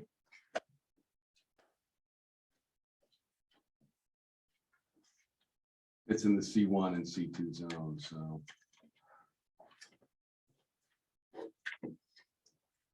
So is it under 40354? Correct, yes. Okay. 2,000 square feet for a workshop. Could be pretty small, huh? A workshop could be bigger than that pretty quickly. Well, I would think so. I mean, I'm just wondering where that number came from, that's all, because, What do you think? From a staff standpoint, it'd be an easy number to change if we need to make that a little bit larger. I think at the time we were developing the use standards and limitations. For some of these, we felt it was necessary to establish a maximum because of the nature of the adjacent uses. C1 is community commercial, C2 is our downtown core. We know that our downtown core is adjacent to historic residential neighborhoods. A maximum size seemed appropriate to make sure that we didn't have a shop or workshop that was so large in one of those zone districts that it dominates the adjacent residential character of those adjacent neighborhoods and becomes detrimental. But if it's 3,000 square feet, 4,000 square feet, it's an easy number to change. We just wanted to not allow such a large scale workshop type development that it dominates the neighborhood. What would be a reasonable size from a workshop? As an industry I know nothing about, what would be, from your thought process, a reasonable size? Because in both of these, it is a conditional use in both of those anyways, so it's going to have to go through public hearing, planning commission review, board of trustees review to get approved.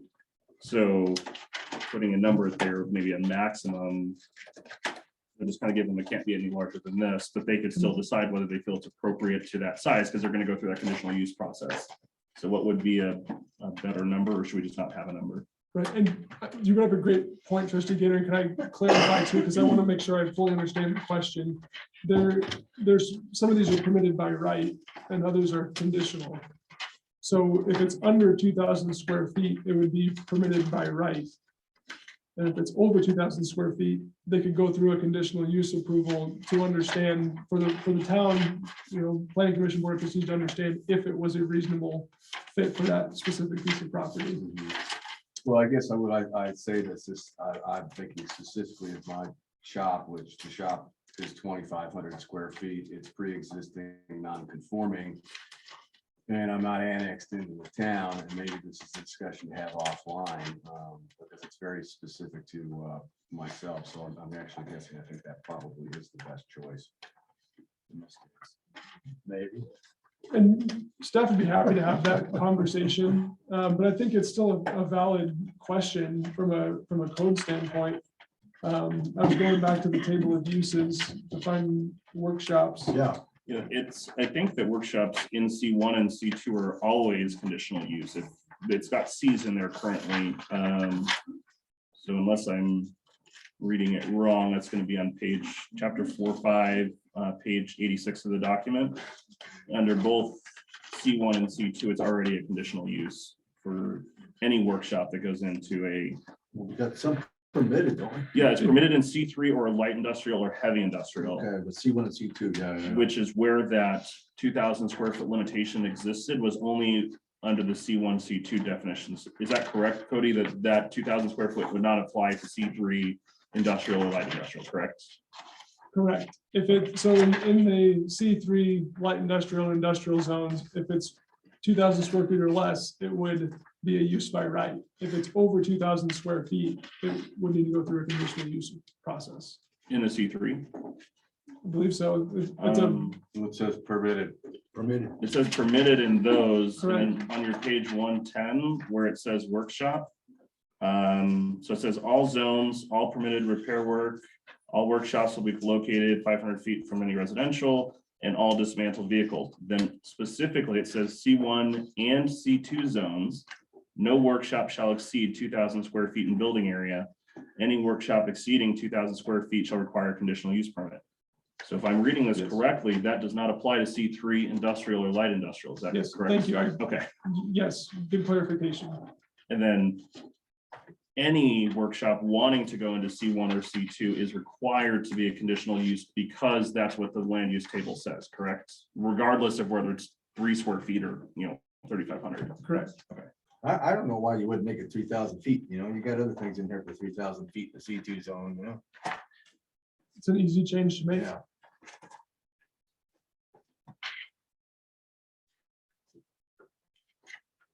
Good.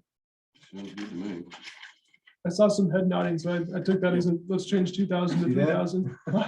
I'm just verbalizing it to confirm, so I wasn't making my notes. Thank you for that Something else? guidance. Oh, Trustee Kinney, you got something else? You know, I do, and I think I misrepresented myself earlier when I said that I'm just super content with the document. And I should have provided a little bit more explanation. All my outreach and responses to the document have been incredibly positive. That's why I don't have any additional questions or comments. But with that said, I think I should provide some of that feedback because I think it'll be helpful, because it's one thing to ask questions and request changes. It's another thing to validate some of the items that are in there. Primarily the feedback I've received personally is regarding the downtown development and regarding parking. All the feedback I've received on the changes to parking requirements, on-street credits, and potential possibilities for decreased requirements for off-street have been incredibly well received. The concepts that we brought up before, where generally downtown areas are very pedestrian or multimodal, in a case where we won't necessarily have people parking cars, or somebody parking a car could potentially visit multiple businesses within one visit, makes more sense with the parking requirements as listed currently within the code. So that's one of the things I received really positive feedback from multiple business owners, and an eagerness that there'll be some more opportunities for infill in some of the vacant lots and more development opportunities downtown based on those changes in the future. So it's been a really positive that I've received. And then I've talked about some of the other ones before, but I wanted to bring up that one because that was an overwhelming, this is fantastic news, I can't wait for this kind of feedback that I received. I'll take that as my turn. Thank you, sir. Okay. So, John, should we go with one more round? Go for it. Yeah, go another round. I got to go like 3 or 4 in a row. So I want to talk about this subject of affordable housing and things like that, just kind of high level, actually, okay?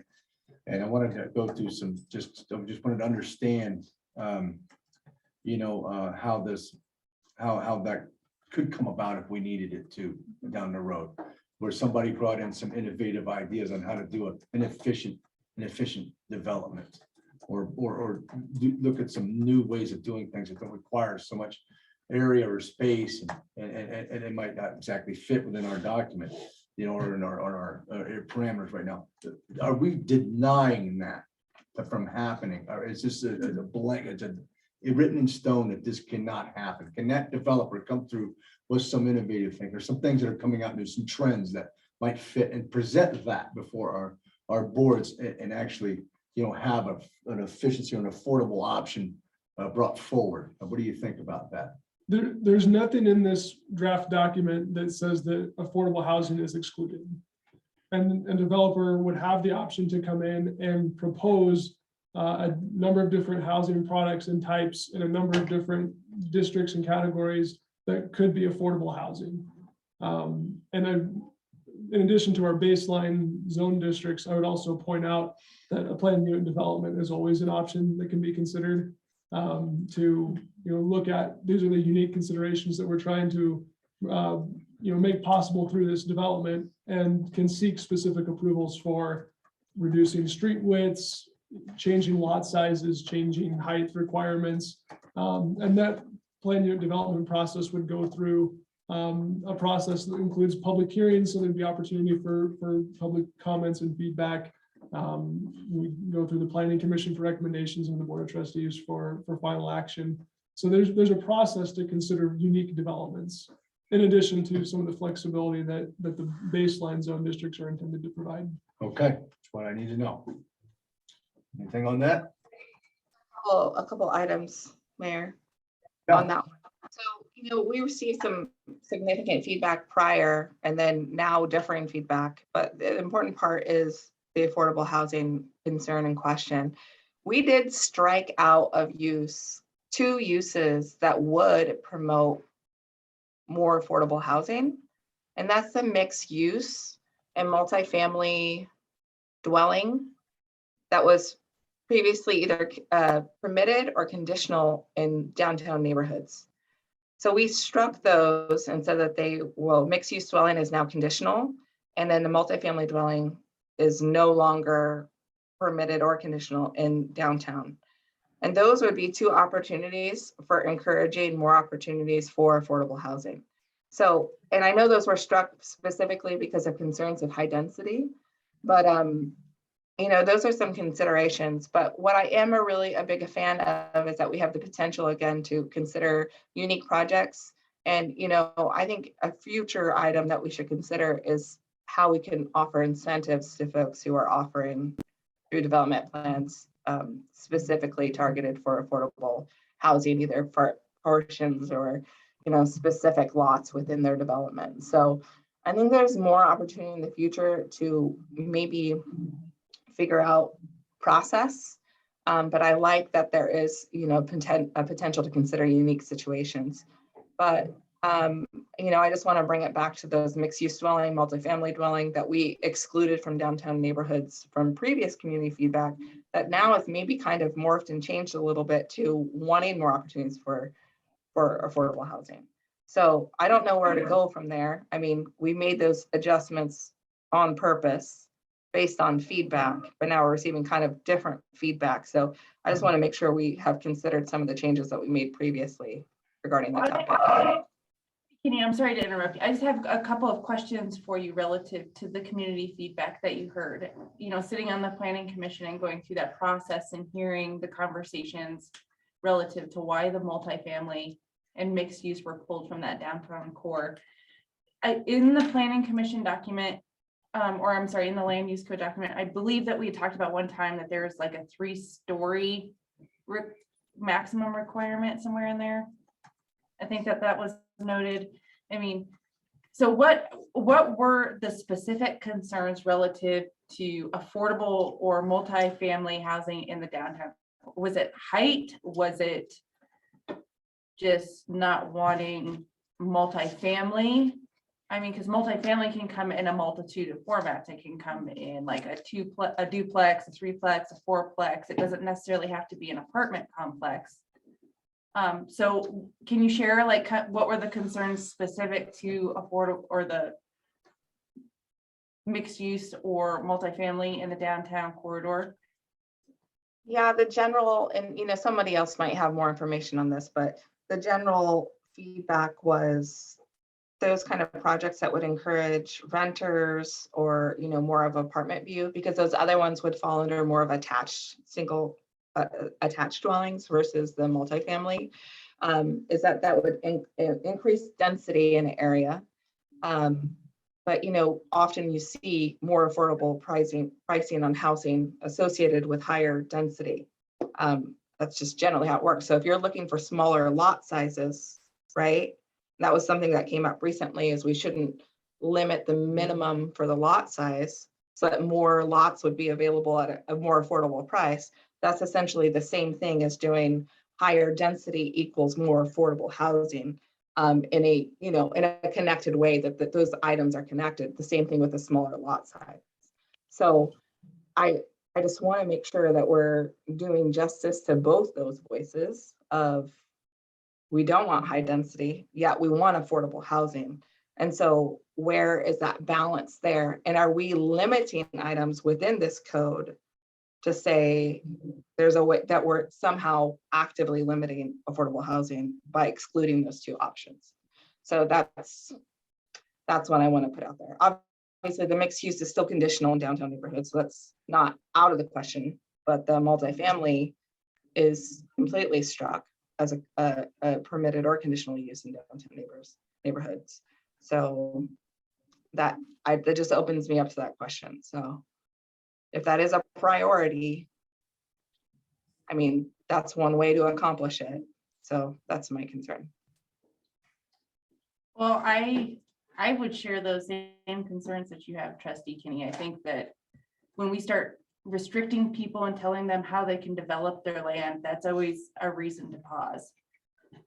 So I feel like if somebody in the downtown area wanted to put in a duplex and provide affordable housing or a fourplex for senior living that's affordable, I don't, why would we want to prevent that? So I think that I like that there's still that conditional use opportunity, but I would encourage the rest of the board to pause and maybe reconsider restricting ourselves in that capacity. It just doesn't seem, my instincts are telling me that that may not be the best choice to make it super restrictive.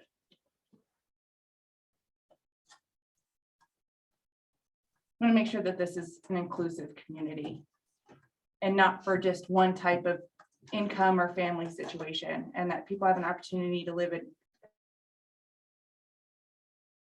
all different places in the community.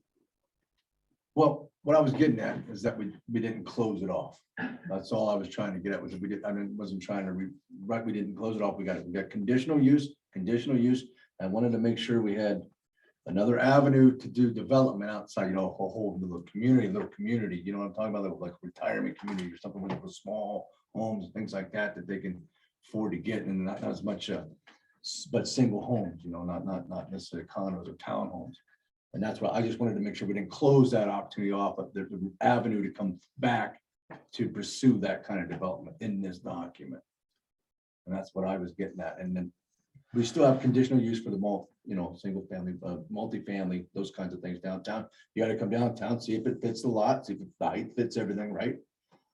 I don't think we closed it off. That's just what I was getting at.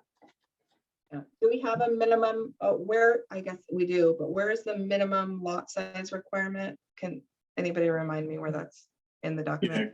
Yeah, 1 second. It's in chapter 3 and Page 78. For which one? That's 70 commercial. 75. yeah, page 75 is So where it's you're. chapter 3, page 8, or page 75 of the packet is residential minimum sizes.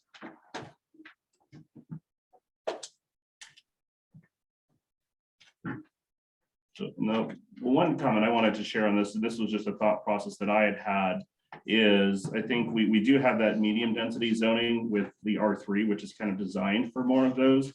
And again, I wasn't part of the planning commission conversations, but from the open houses and the comments that were brought to the board of trustees at our meetings over the last year and concerns with that majority, there were some that were very against the higher density of all kinds, but most of it was more so about they wanted to keep the character of the small single family homes in the downtown area. They didn't want to see the larger apartments and things in the downtown area was what the residents were coming to. Not saying don't build these things, just please don't build them in the downtown.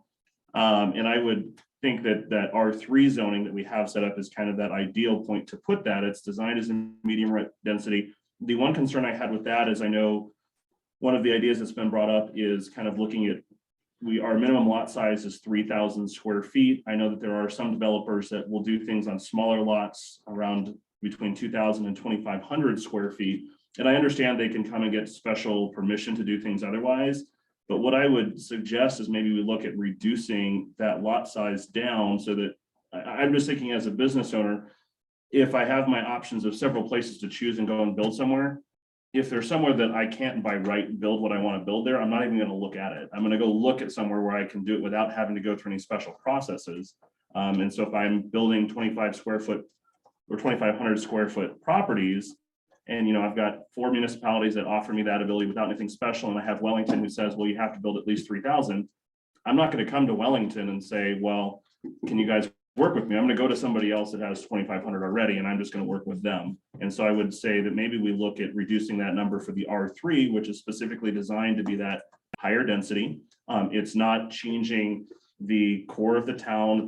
This is about areas that are outside of town that we're expecting to grow around the high school. These other areas that we're looking at expanding, which we're probably more realistically going to see new development anyways. We're not typically seeing a lot of new development inside of an existing neighborhood. It's usually into a new area. So maybe look at reducing that 3,000 for the R3 might give us some more options with that. This Yeah. might be a good opportunity, and one of the requests that was given to staff was to come to the meeting tonight with some lot size depictions, with showing them the lot sizes and setbacks and minimum width requirements.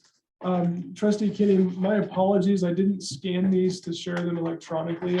We're circulating paper copies, and I will certainly scan those and provide them. This is a big one. We don't- Yes, so the examples that I've drawn up here, I've depicted the lot sizes for R1, R2, R3, and R4. R1, I didn't want to leave it out, right? But it's the larger lot size. It's a minimum lot size of half an acre.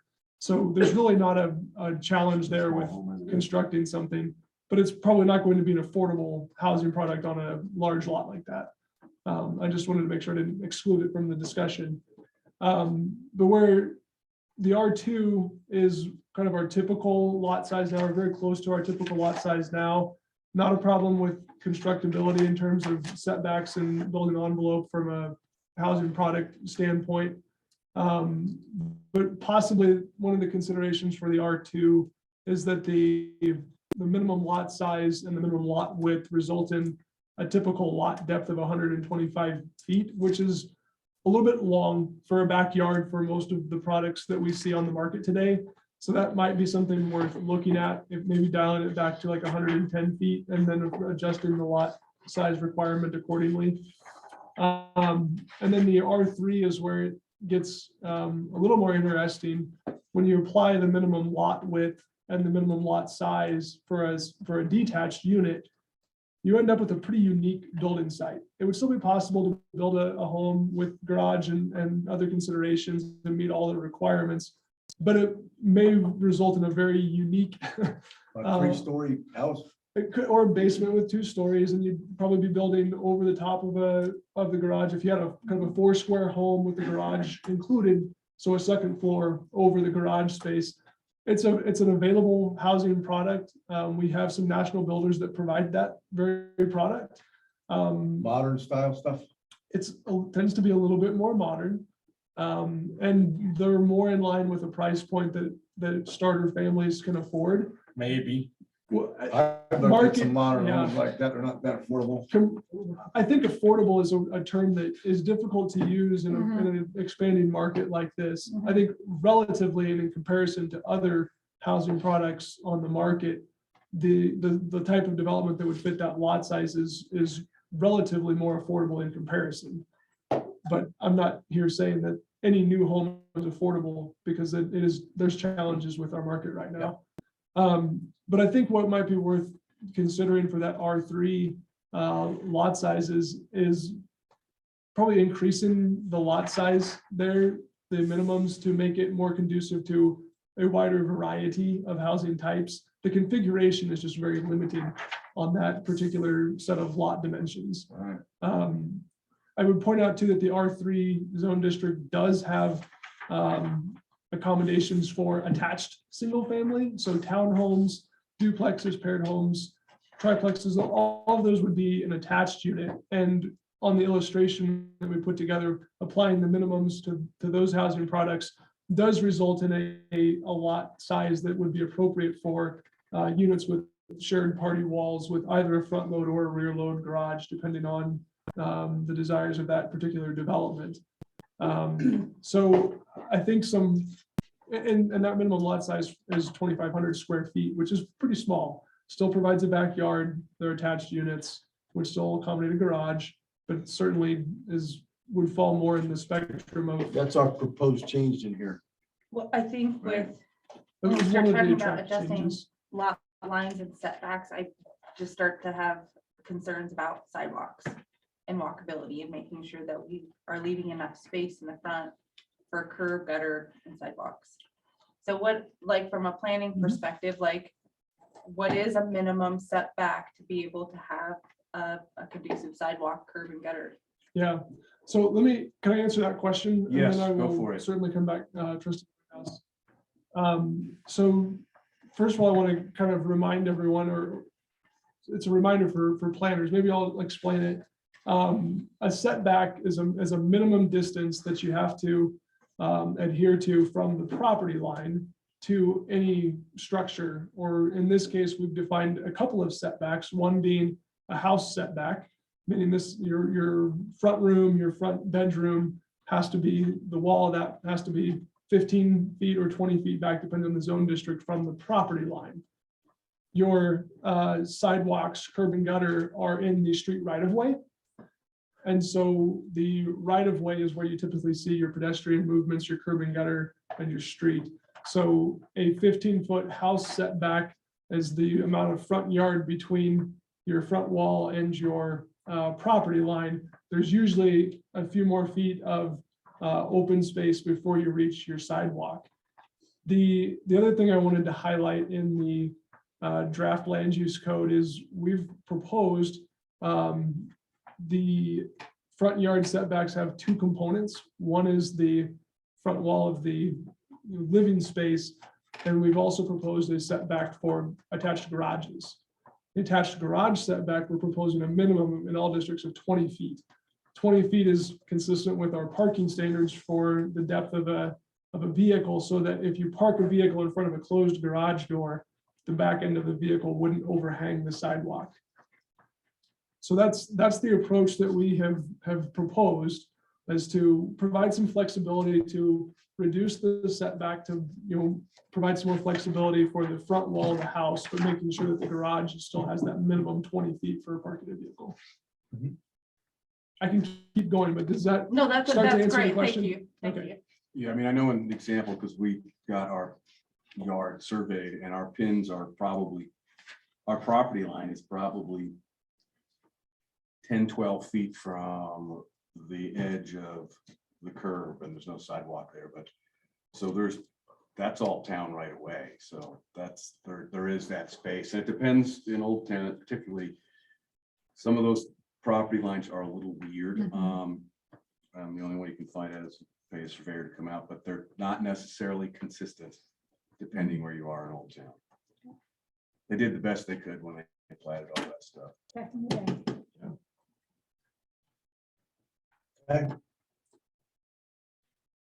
All right. Trustee So- Gator. Oh, I'm sorry, before we moved on, and Trustee Kinney, I believe this was one of your questions, so I'll make sure I get these exhibits to you so you can take a look at them. And- Point of information, I Yes, sir. actually emailed them to her, and I just scanned them and I emailed them to you, to Mr. Bird. Oh, well, thank you. I appreciate So that. handy. Thank you. Yeah. Yes. Thank you for that. And so one of the things that I wanted to ask was for some guidance or direction from the board on this particular topic. If you feel like we're on the right path, do we need to consider some changes?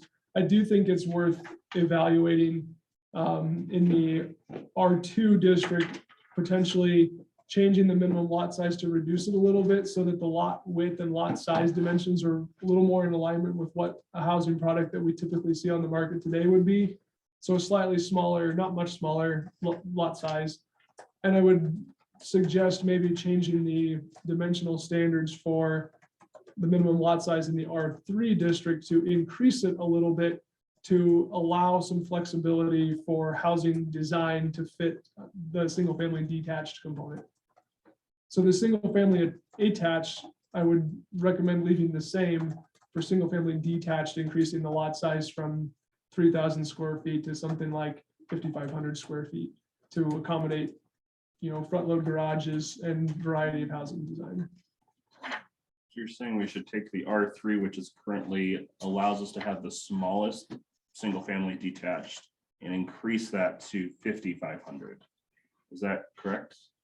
That's one alternative, Okay, right? And that's establishing a minimum. So a development could always plot it larger, propose Right. something more than that. I'm just a little bit concerned for the single family detached because the building envelope is 36 by 30 feet, which limits considerably the way you could design a house and still provide an attached garage. A detached garage wouldn't be possible in that scenario, but an attached garage, it does limit the configuration considerably to where we just may not see anyone using that particular zone district. You're thinking people. for single family detached. So you're saying builders, if we had a 3,000 as a minimum, they wouldn't build a 5,500 with the garage on it? Or, because it doesn't require them to do 3,000, they can build a 5,500 square foot on it. So I guess I'm confused as to why they would not do that if they're allowed to go beyond the 3,000. Because my understanding was this allowing for, once we get into the larger lot sizes, not to say that that eliminates all affordable housing, but that is a major, I mean, we take away what we currently have, which was our smallest of 3,000. We now get to the point where the smallest lot size you can even have would be in an R4 district, which is the downtown neighborhoods, which is the one district we've heard a lot of conversation about trying to keep it not seeing higher density there than is. We're taking that now becomes our smallest. So if anyone were to want to look at building a smaller square foot lot, the only place they could really look to do that without special permissions would be in the R4. Versus the R3, which is designed to be our higher density section of town. Why would we increase the required minimum square footage versus allowing people to maybe build some of those smaller homes, which are going to be the higher density? I understand that there might be limited configurations in which they can do that. But it feels like to me, if we were to increase that, we would actually reduce options for affordable, some options to consider for affordable housing by requiring higher lot sizes for all aspects of our residential. I think that's a really good point. And just in fairness, this is why planners struggle with some of these considerations for density lot size, that is because there's a lot of different ways you can look at it.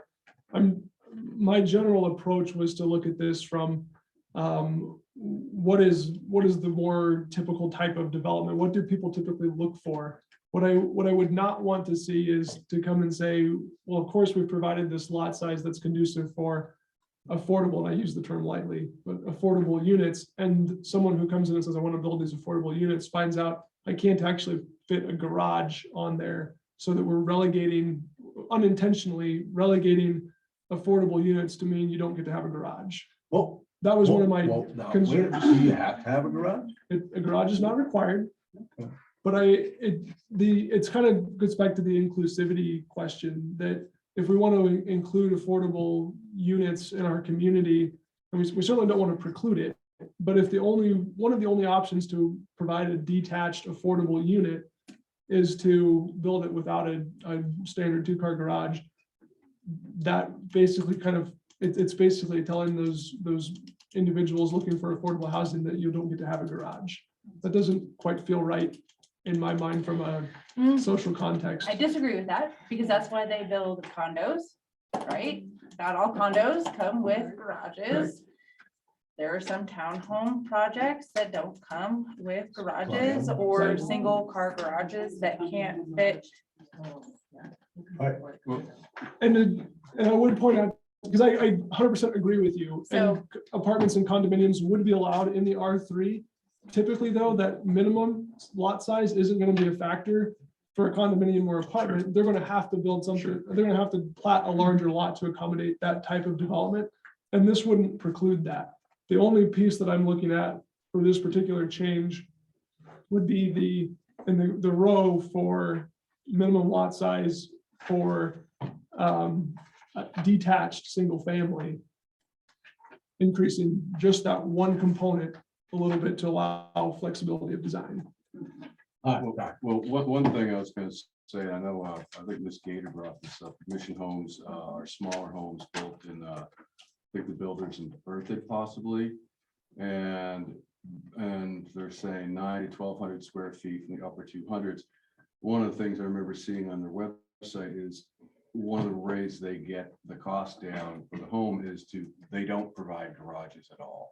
Yeah. That is a conscious decision they made in this particular, their model of how they're building. Cut $60,000 out of a home right there. All right. I think that our responsibility is not to try and provide the designs that are gonna go on the lots. Yeah. It's to provide the outlining requirements that they have to work within to put their design together. But I don't think that we should be trying to tell them what kinds of things that they should be trying to design. if they can make it work with their budget, if they can provide a garage and granite countertops and skylights but don't want it, they just want to have natural seed grass and that's how they keep their product affordable, then all the power to them if they can sell that to this community.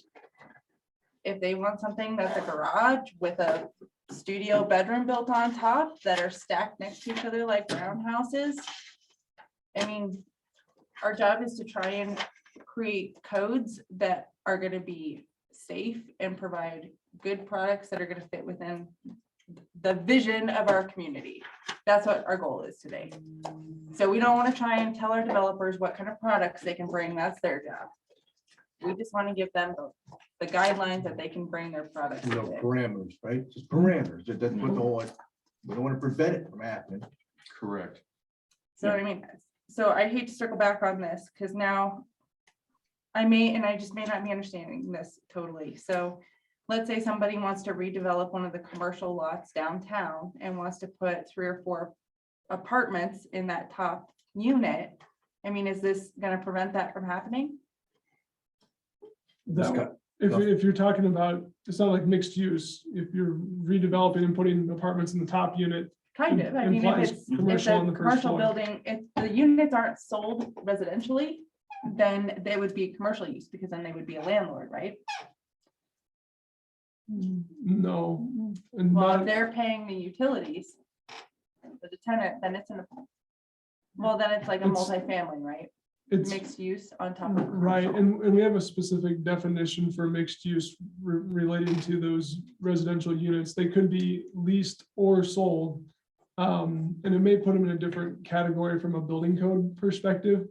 But from a living unit standpoint, they would still be single family units. And as opposed to a multifamily that would be apartments and condominiums, excuse me. Because I would agree that we don't want like a Marriott style apartment building built right in the middle of our downtown corridor. But I think on a much smaller scale to restrict that or not allow that. If a developer comes in with products that meet the culture and characteristics of the community to that conditional use, I just would hate to see that shift away. Right, and the, under the land use table, mixed use, which includes residential on the second floor and the C2 downtown core is a permitted use. Pretty sure I say that and I'm. It is, yeah, I'm looking at it. Thank you. It is. It's Yeah. permitted, mixed use is all commercial and it's conditional in the R4s. downtown neighborhoods. So Thank it's you. a conditional use in the neighborhoods. In the neighborhood. Downtown. Because I completely understand your argument, like those R4 densities are geared towards having, a more dense building product.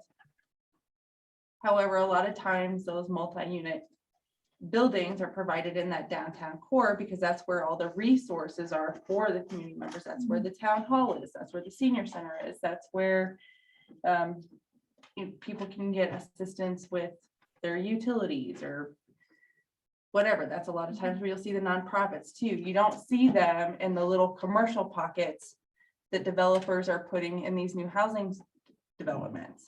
The resources are provided in that downtown core. And so I guess it would just be a disservice that until we have a little bit more robust transportation system, that we are just cognizant of where we're talking about putting these affordable housing communities so that we're not displacing them away from the resources that they need if they don't have the transportation to get there or we're not providing it. So that's just something you want to take into consideration as we're having these conversations about density in that downtown core. Because a lot of times those are the people that need those resources the most and don't have the access to it. So then to place them on the outskirts of town away from the resources, I mean, that doesn't seem like being a very good steward. No, they're downtown, so they can walk to everything, right? No part. Maybe they like to live downtown. Yeah, they like downtown. They like nightlife, man. So again, I think that the idea is to try and provide a blend of opportunities and to not be too restrictive with this code so that we're really implementing the vision of that comprehensive document. I have to agree. I couldn't agree with increasing any lot area requirements at this point. Although I do understand the inclusive, like the concern about garages, so I get that, but Mr. Bird, what were you suggesting we could decrease R2 minimum lot area to for detached? Yeah, so switching to the R2 zone category, the consideration was that the minimum lot size is currently listed at 7,500 square feet. And when you apply the minimum lot width of 60 to the minimum lot size, you end up with a lot depth of 125 feet. 125 feet is a little bit longer than most of our typical homes are built on.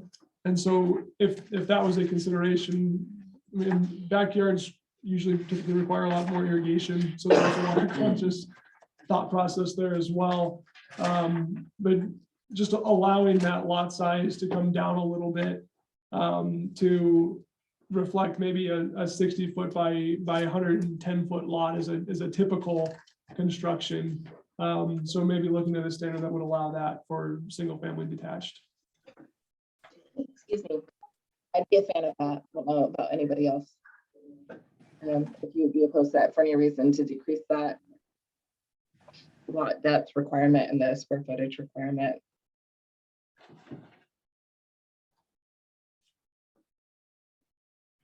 I feel like we should have our minimums out there that'll support more affordable housing opportunities. Does anybody have any? No, I agree with Trustee Kinney. No, I agree with Trustee Kinney. I think we should have the minimums at lower levels to exactly provide for opportunities for affordable housing. And what that looks like, we may not know, but I think that if we at least have those minimums at a level where people will even look at us, we might have developers come in with ideas that they can then implement. And then, you know, we allow it to go from there. And if we can jump on board and help with that, great.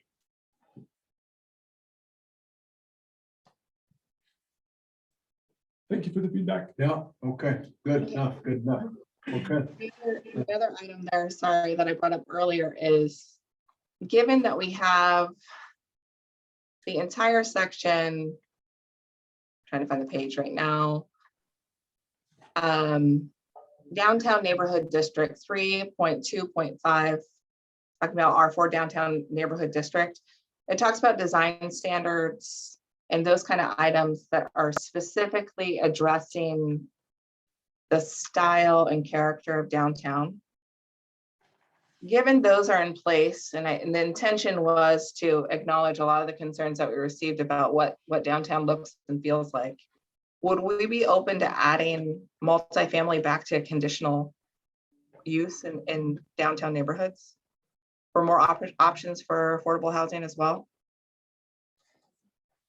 It would be subject to the same process as any conditional use with the, input from neighbors and going through the planning commission and so on.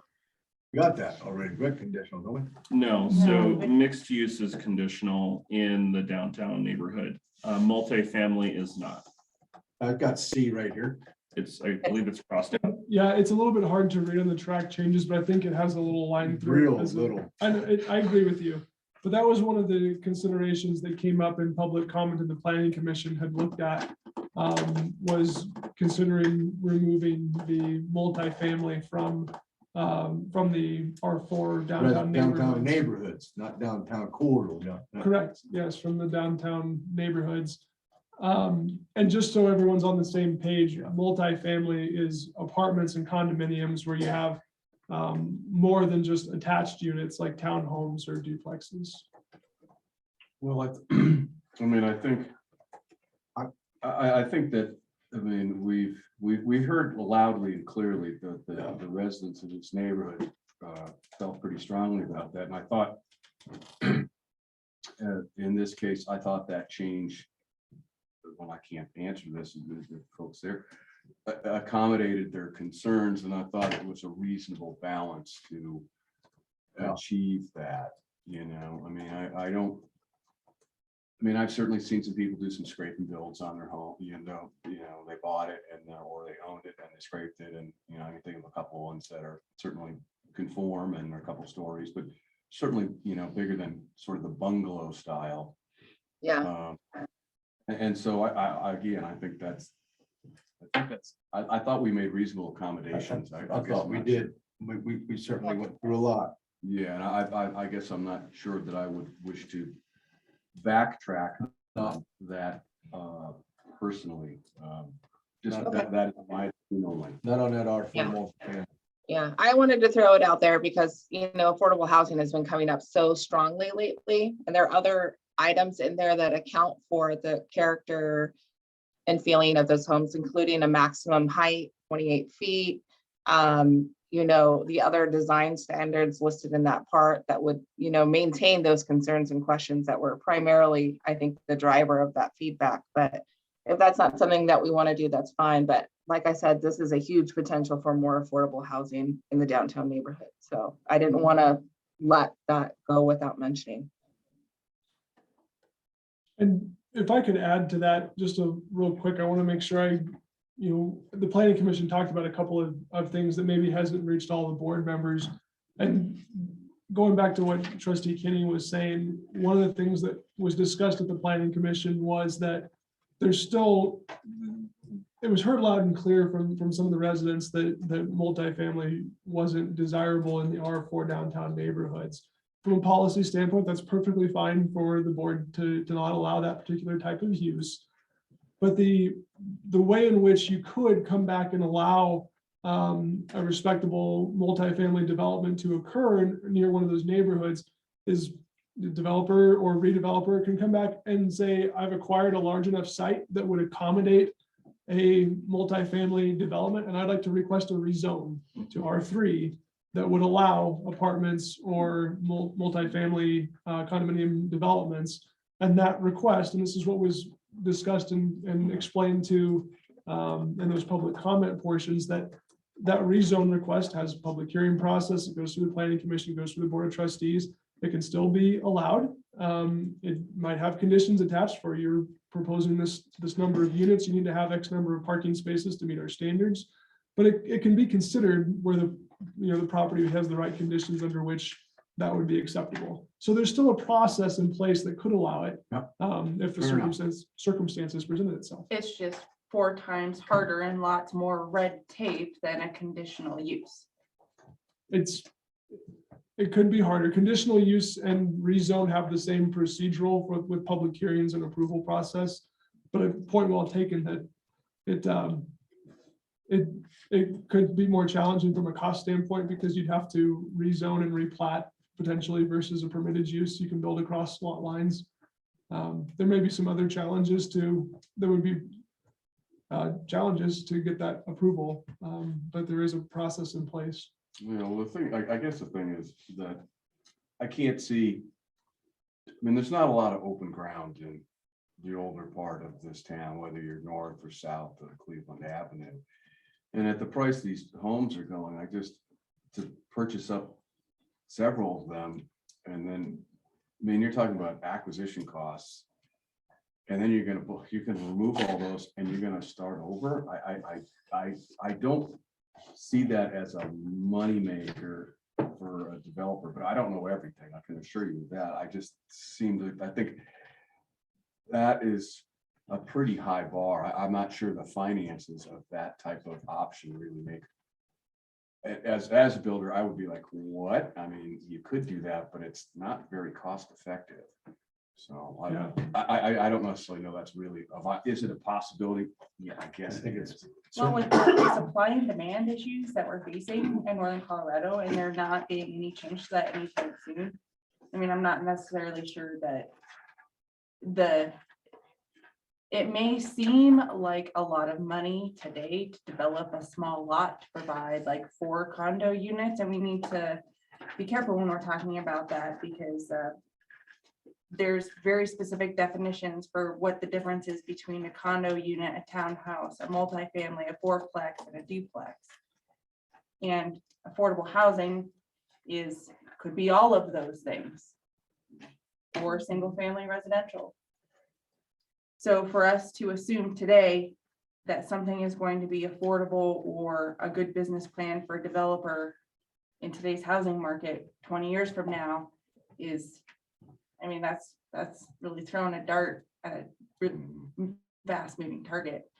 Yeah, well, I don't think this document, I would be very surprised if, I suspect isn't something like this looked at about every 5 years, and you know, if the context and the conditions have changed, I mean, is that a reasonable, for the land use code, is that a reasonable review period? Like, unless something else somehow dramatically changed that made this somehow, well, this doesn't work anymore, because if it, Yeah. if it's not working at some point in the future, I think it's going to be addressed by, you know, the planning commission and the board of trustees. It's not, this is not chiseled in stone for the next 100 years.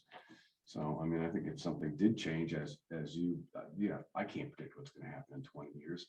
I can't predict what's going to happen in 2 years. Well, and that was gonna be my next question, trustee Whitehouse. I think that's a good point. Like, what is the revision period, or what is the, like, is it more realistic if we decide in 18 months with everything that's changed that, oh my gosh, we made a huge mistake and we need to make a significant amendment to this code? Is it more reasonable to make an amendment?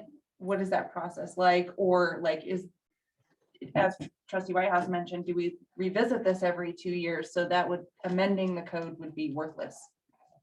Yeah, so a couple of questions. I'm gonna take a stab at answering each one of them. So amending the land use code it's a process similar to what we're going through today. But keep in mind that this process has been a long and ongoing process, because we've looked at every section of the code. And we've done a lot in terms of modernizing, legal and clarity in effect. I mean, we've updated for new technologies, development practices, what have you. My guess is that most of this code is going to last longer than 5 years. Procedures, applications, things of that nature don't need to change as frequently. It's very reasonable to come back and expect that at some point the community's desire has changed, or we've found that that particular type of development isn't possible within the framework that we've defined. And we can open up that one section and make the necessary adjustments to fit the needs of the community. The process for changing that is either the planning commission or the board of trustees can instruct staff. We want you to start this process to evaluate some changes. Here's our desired intent. We would write that up. We'd advertise a public hearing for the planning commission. They'd make a recommendation. You guys are hearing the same procedural for most of these things. Planning commission makes a recommendation. Board of trustees would evaluate that recommendation, conduct their own public hearing, and make a decision on how to change that moving forward. So there's some timelines and process in place, but it's not difficult to change the code. Yeah, I Help think me out with the other questions that were in there too, because that was one question. I think you answered it all at Okay, once. good. You- You did. The questions were, how often is it revisited holistically? Mhm. And then, what is the process, or how Mhm. much more red tape is there? If we decide that we made a mistake and we need to make a change. So I think you got them both. Good job. Yeah, Cody. because you didn't make a spot with tiny homes or anything like Let's- that. Can you do have any- tiny homes in here? No, I think both Mr. Bird's comments and your concise synopsis is perfect.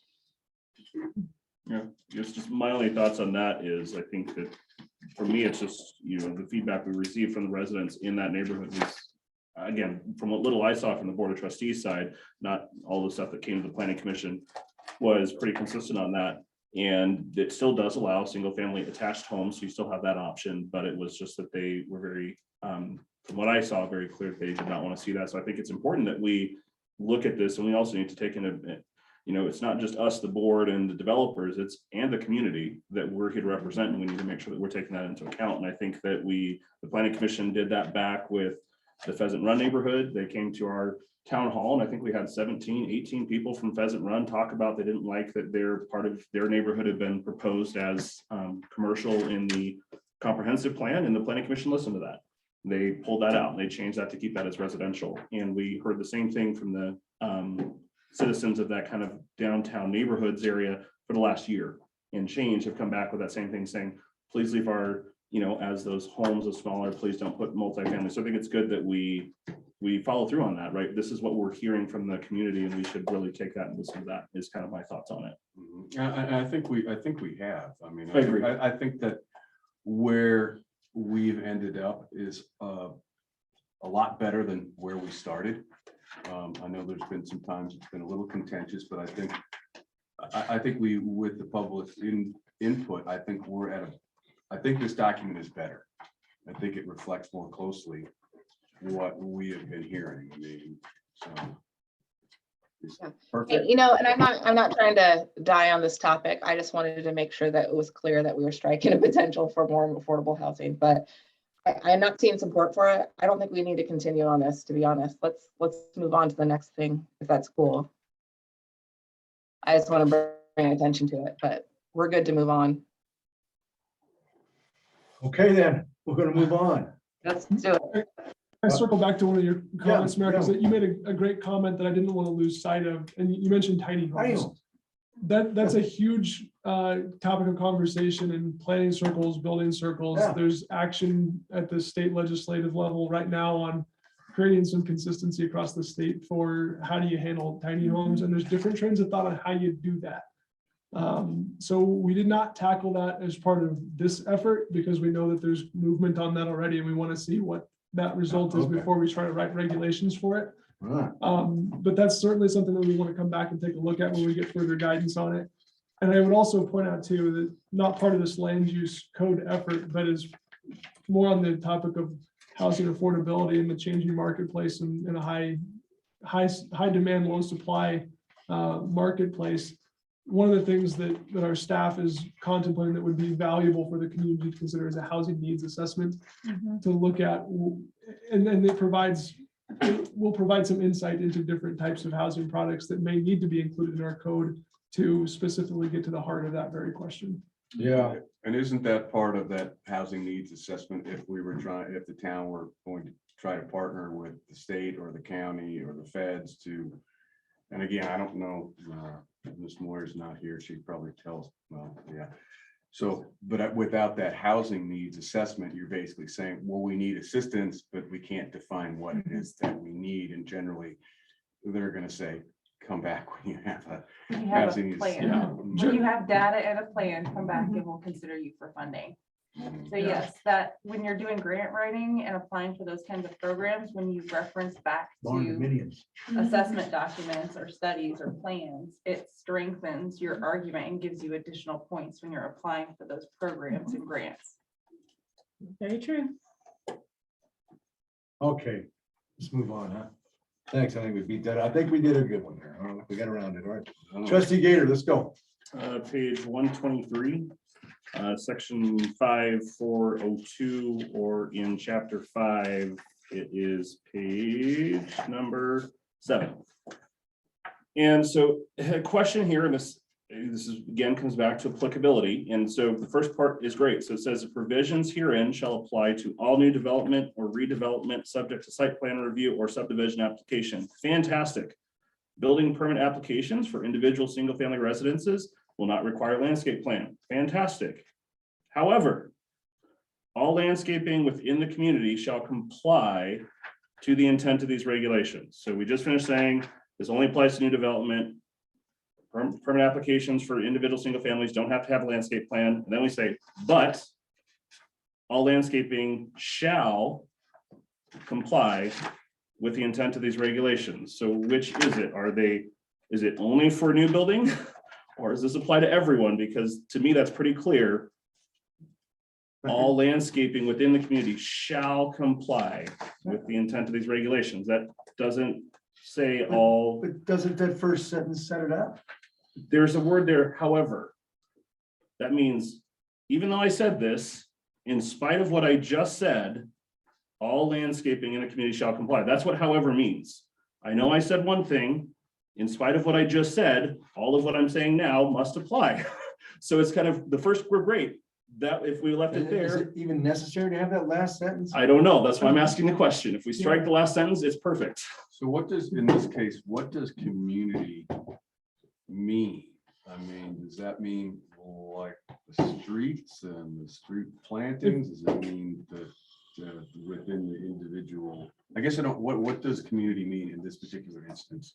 Well, we didn't define that clearly here, and I think that's a great point. I also want to point out, this was one of the changes that we proposed after hearing some feedback on this particular topic. The suggestion that we were making was that this section on landscaping and some other sections as well didn't have a clear applicability statement. And so we wanted to make it clear I think in this instance, we tried to make it clear with that first statement, but we didn't go back and revise Okay. the back half of it. Mhm.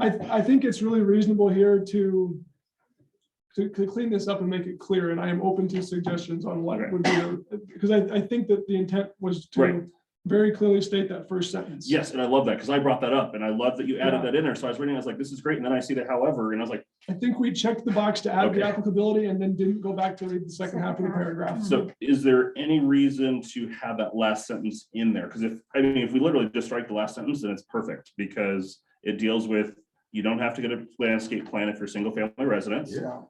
It deals with, this applies to new development and redevelopment, which it should, right? If you're redeveloping your property, then you gotta do that. So is there any reason we need to keep that last sentence in there? I think it comes down to guidance from I the don't see a board. reason. Okay, I don't have any strong feelings one way or the I mean, you other. got it covered with the first two sentences.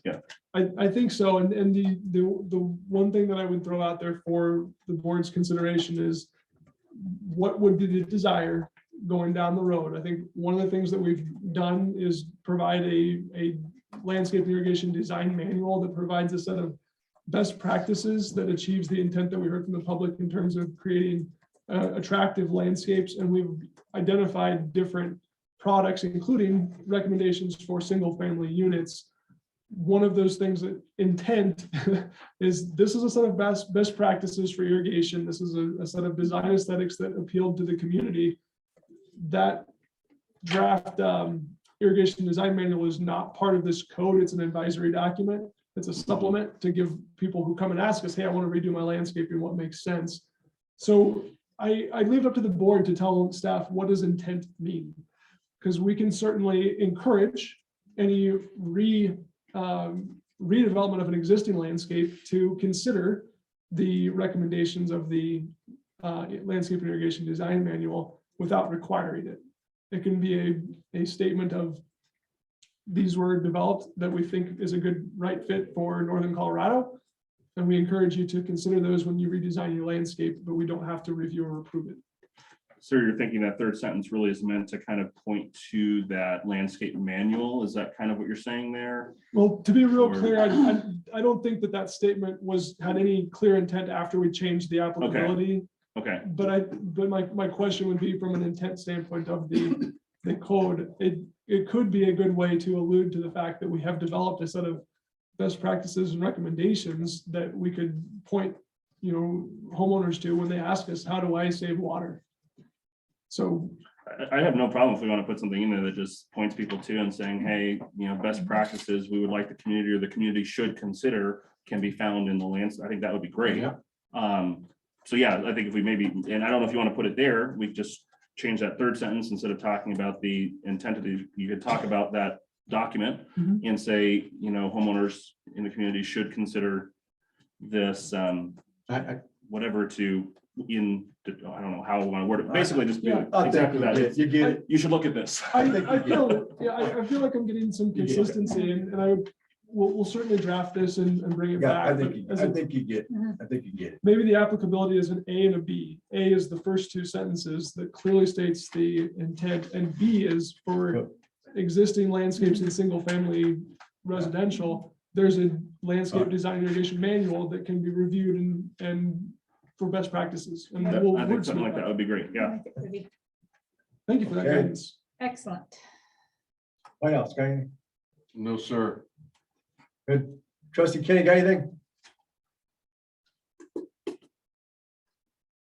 Okay, John.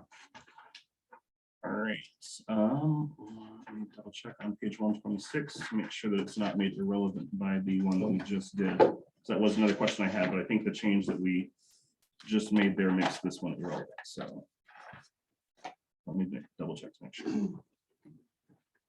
So this one is not as much a concern as just a question. I know we had talked before about the licensed landscape architects and licensed nurseries. So on page 126, item number Q, it does still have that required plant materials shall be grown in licensed nursery. And I understand this is dealing with like commercial and multifamily and all that. So I understand this is not dealing with residential. I'm just curious why we still have it. We're requiring to tell them where they have to get their materials versus letting them source it Is there a reason behind why we're giving them those requirements? There is, and so, first of all, you can't hardly find anything for commercial landscapes that's not. Sure, I'm not saying that there's a bunch of them out there, but Yeah, and so it's kind of an industry practice as it is. But the other thing that we look at is when a licensed contractor and follows his designs, they warranty those plants for a year after installation. So if they die, they come back and replace them as part of their warranty period. And if we get too far away from those requirements and they put the landscape in and it dies, there's no one coming back and maintaining it, which puts a cost burden on that business to then replace it themselves. So there's some protections built into that process and those procedures to make sure that the plant is installed correctly. It's, stock that's, I don't want to get too esoteric, but a tree is not a tree necessarily. If you've cut it in such a way that the central leader is damaged, then the tree won't grow to its mature height that becomes stunted.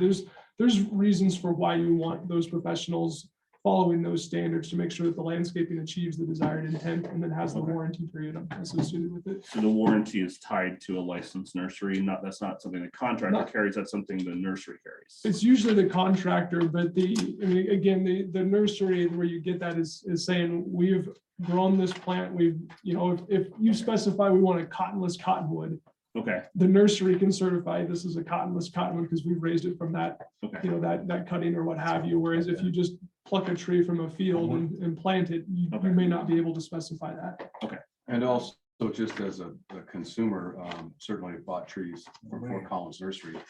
And one of them didn't make it, and we went in there and they were like, oh, okay, we'll get your replacement tree. So there is actually some protection for the consumer, because again, typically they will warrant for a year. okay. So, and again, buying trees is not inexpensive.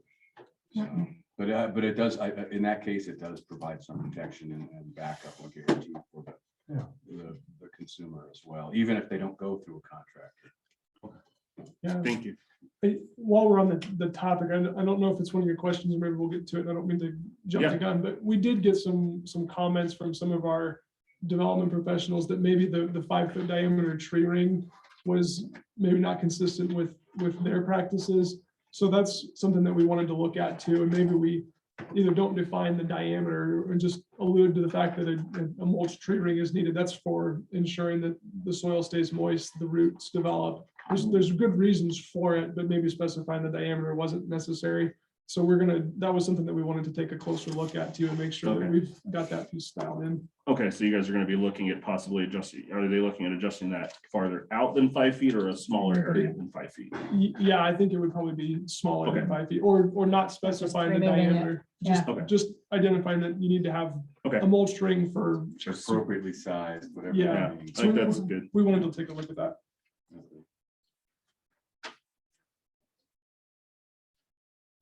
Okay, Pretty wonky conversation here. let's go.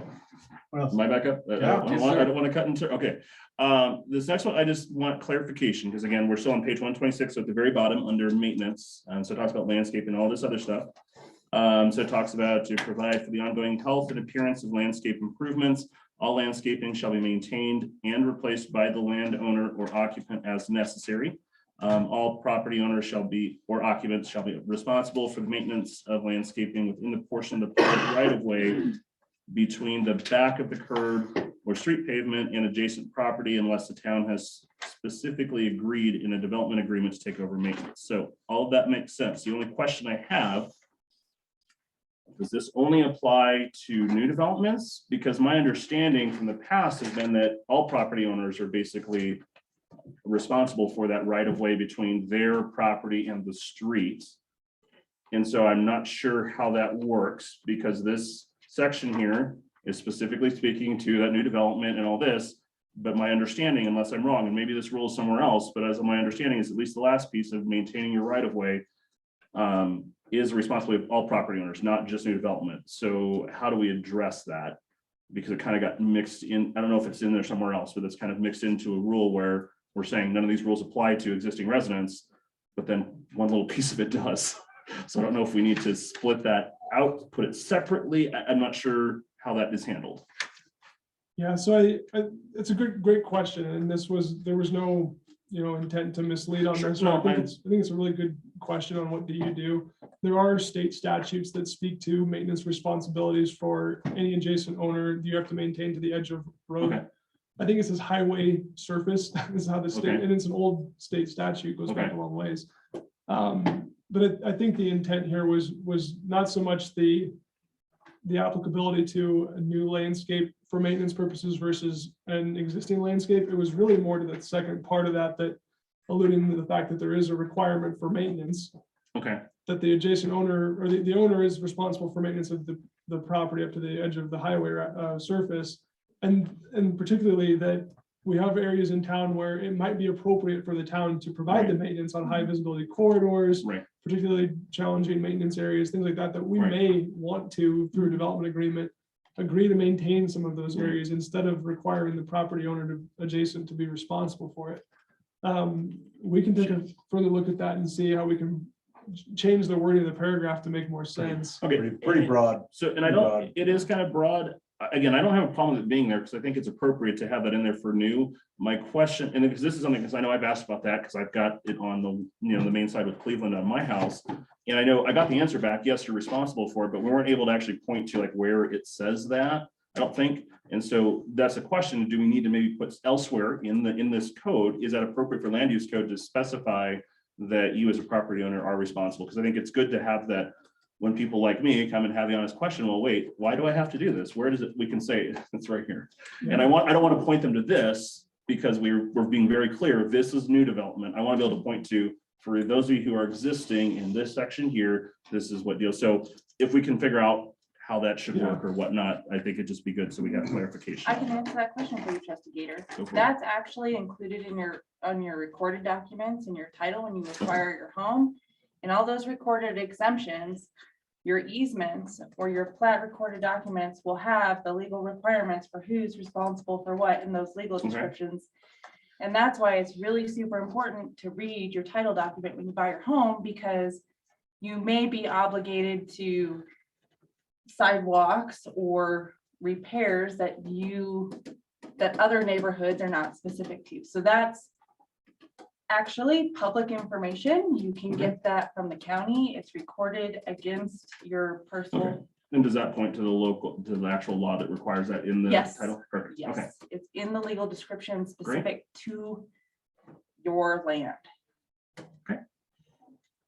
But just we take a look at it. huh? Yeah, Try we'll to take a look refine at a it. little bit. I may communicate with Dan Sapienza, the town attorney. It might be more appropriate to have a section like that instead of in the land use code where this is, Okay. again, applicability Sure. is to new Yeah, construction. It might be more appropriate in the municipal code or something. Yeah. municipal code Yeah. for health and safety, where we Sure. address tall grass and weeds and other Yeah. maintenance responsibilities. So we'll take a look at that. Yeah, how is this any different than,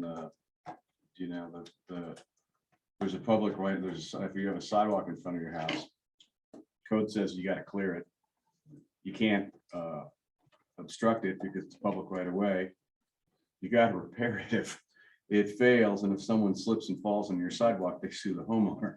So, it's one of those situations where there's a lot of responsibility that lands on the homeowner, which might not think is appropriate, but that's what it's been like in every community I've ever lived in. Yeah. I'm not saying I like it, I'm just saying it's consistent. Okay. Let's keep her going. All right, on page 127, so that's the next page, that's 546, item A says all land development applications shall be accompanied by a landscape plan prepared by a Colorado licensed landscape architect. I could be wrong, but I thought we'd had conversation about removing that requirement for it to be a Colorado licensed landscape architect. So I don't know, and I know some changes were proposed and were not incorporated yet. So I don't know if that was a planned deletion, if we decided not to delete that. I don't remember exactly where we wound up on that one. This commercial property, This is still dealing with commercial and Same multifamily here. Yep. applicability. Yep. you would want a landscape architect, wouldn't you? For commercial property. Well, I just don't, I know. we had had discussion about the Colorado licensed landscape, and I don't remember if that was just in relation to concerns about it being required for residences, And if that was a concern, then this wouldn't be This applicable. is commercial. I didn't know if that comes, I wasn't the one who brought up the concern initially, so I don't, No, but I'm looking at it right here. It's Okay. commercial, right? it is, yes, this is dealing with Got nothing commercial. to do residential. Right? Except for Correct. multifamily. would Or be in that multifamily. category. That's different. Mhm. Yep, This got nothing to do with residential. Right. And You then, okay with the commercial part of it though? I wasn't the one who initially brought up I'm the issue. asking you. I don't have an issue with it. I was just wondering why we had it still in here, because last I had heard we were looking at pulling it out, but I don't remember if the concern was for residential or if it was just in general. Probably. It was me. It was me. It was me. I own it. Okay. All right. So I think that having a landscape architect is completely appropriate for commercial, but because those were most of my comments on the land use Okay. plan or the land use code. You saw most of my comments on there were relative to the landscape requirements. And I believe that was something that I had talked about Right. in one of the meetings. And it just felt like it wasn't appropriate for residential Okay. because that was very, very restrictive. Like Right. that's not like Right, cost prohibitive for a homeowner to go and have to Right. if they want to change their landscaping plan. But for commercial, and then that clarification for multifamily, I appreciate you going through on all of them, because I think it was pretty tedious about like, this is too restrictive for single family residential. I think that was your attempt to try to appease some of my concern relative to that. So thank you, Trustee Perfect. Gator, for bringing it back, but I think that helps. perfect. That is good by me. thank you for the clarification. There may have been other people too, but I do remember talking. And Okay. the question did come up from a number of comments that we received, and again, I think the applicability section clears up a lot. And I would, just on the topic, for commercial landscapes that are going through a site plan review process, we would still really recommend that this requirement be in there for those landscape designs. It provides consistency when you're doing large landscapes with water use, appropriate plant materials, installing them in a way that's going to ensure survival. Those are things that the Board of Technical Professions for the state of Colorado, you have to pass that exam that says that you're qualified and you have the technical expertise to be doing that type of work in this environment. So we feel very strongly that needs to stay in there for commercial and multifamily. I would agree. All right. Good. Keep it going. Okay, so page 132, this to be a section 549, and this is the standard lot detached and attached single family residential development landscape standards. So we've got the whole applicability piece in there, which is great. And then it does say standalone developments that do not require a subdivision or site plan application are exempt from C1 and C2 below. And then item 3, because this kind of comes back to that addressing requiring to do the right of way on item number 3. It says each single family residential owner shall maintain the owner's yard and landscaping within the adjacent road right of way. So I didn't know if this is again talking about the existing residences or if this is just talking, because again, at the beginning, it pretty clearly calls out new development or subdivisions. And so if that's the case, then I think, do we just leave it as it is? I was just curious if that is intended to just apply to those new ones, or is that intended to apply to all existing? It was just a question on that. Okay. Item number 3 under general design Yeah. standards. Yeah, and that's, the maintenance isn't necessarily a design standard, so maybe that language needs to be removed and put in the municipal code. Okay, A There you go. broader category there you for go. Okay, maintenance got it. responsibilities. Keep it going. all right. 149, that's dealing with hotels.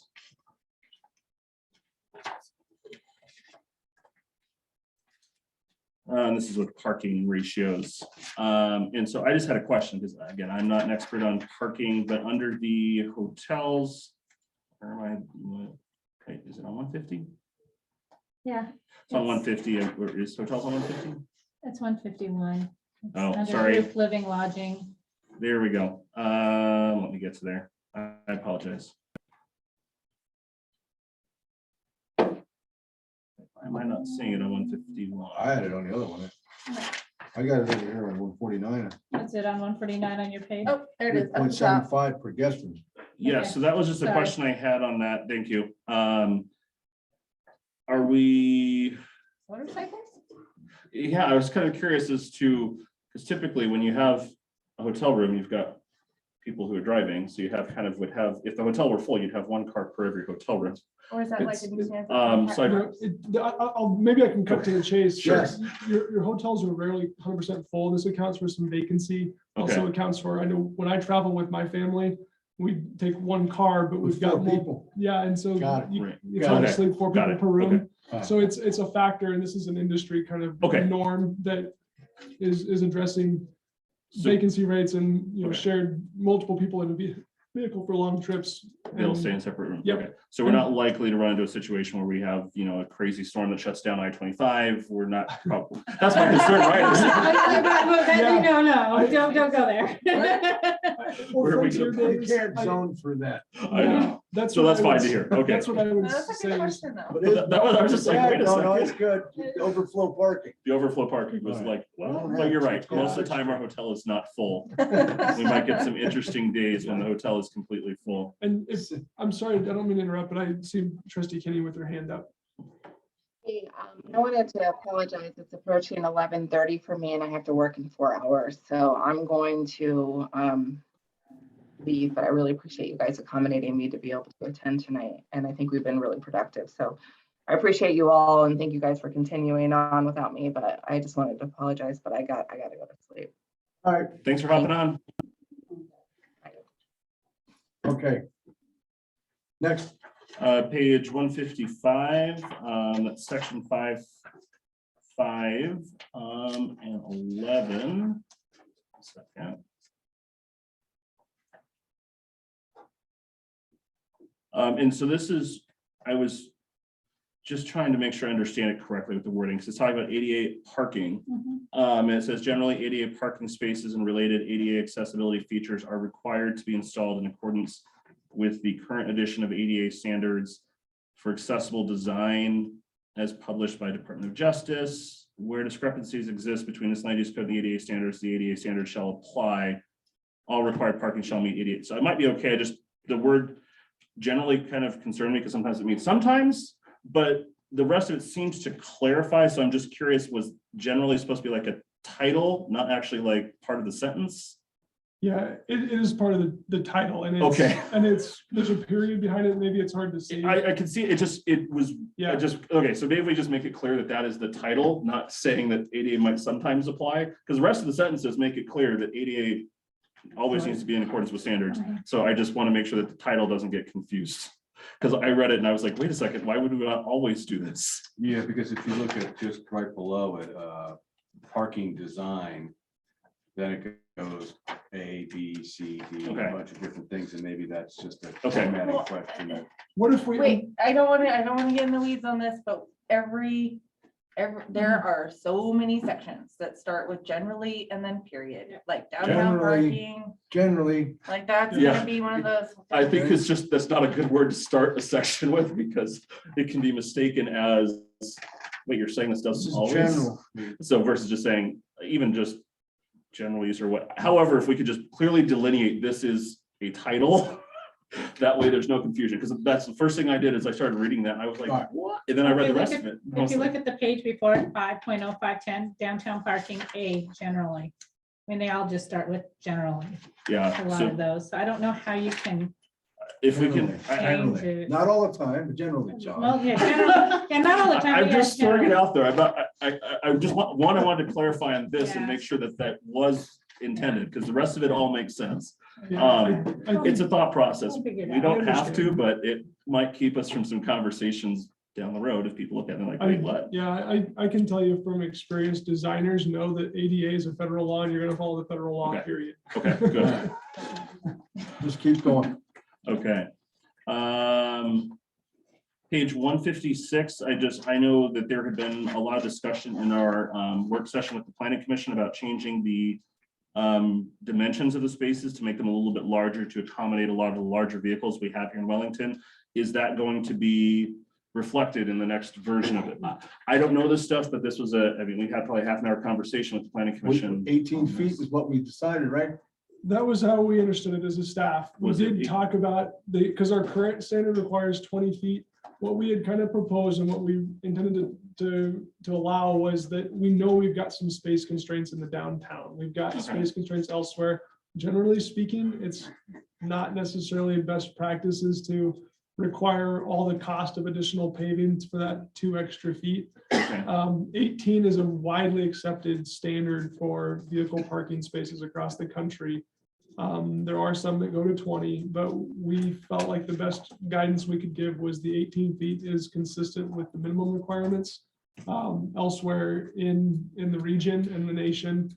Again, this is a minimum. So if an auto parts store that has frequent large vehicles coming in and needing larger parking spaces, they can provide that for their specific need. They know their customer base better than we do. This is just the minimum.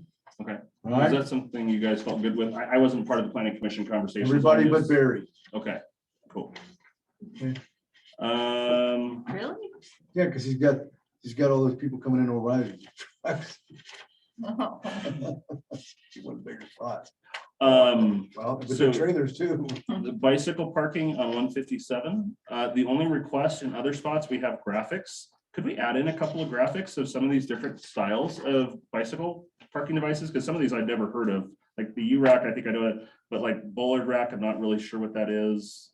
So maybe just throwing in a graphic on that page would be great, because we have that in a lot of it, just to show, hey, here's some of these types. Other than that, that's the only thing, is just if we could add a graphic, that would be nice. Well, I want to be careful with that because at one time, the Parks and Recreation Board had done a whole,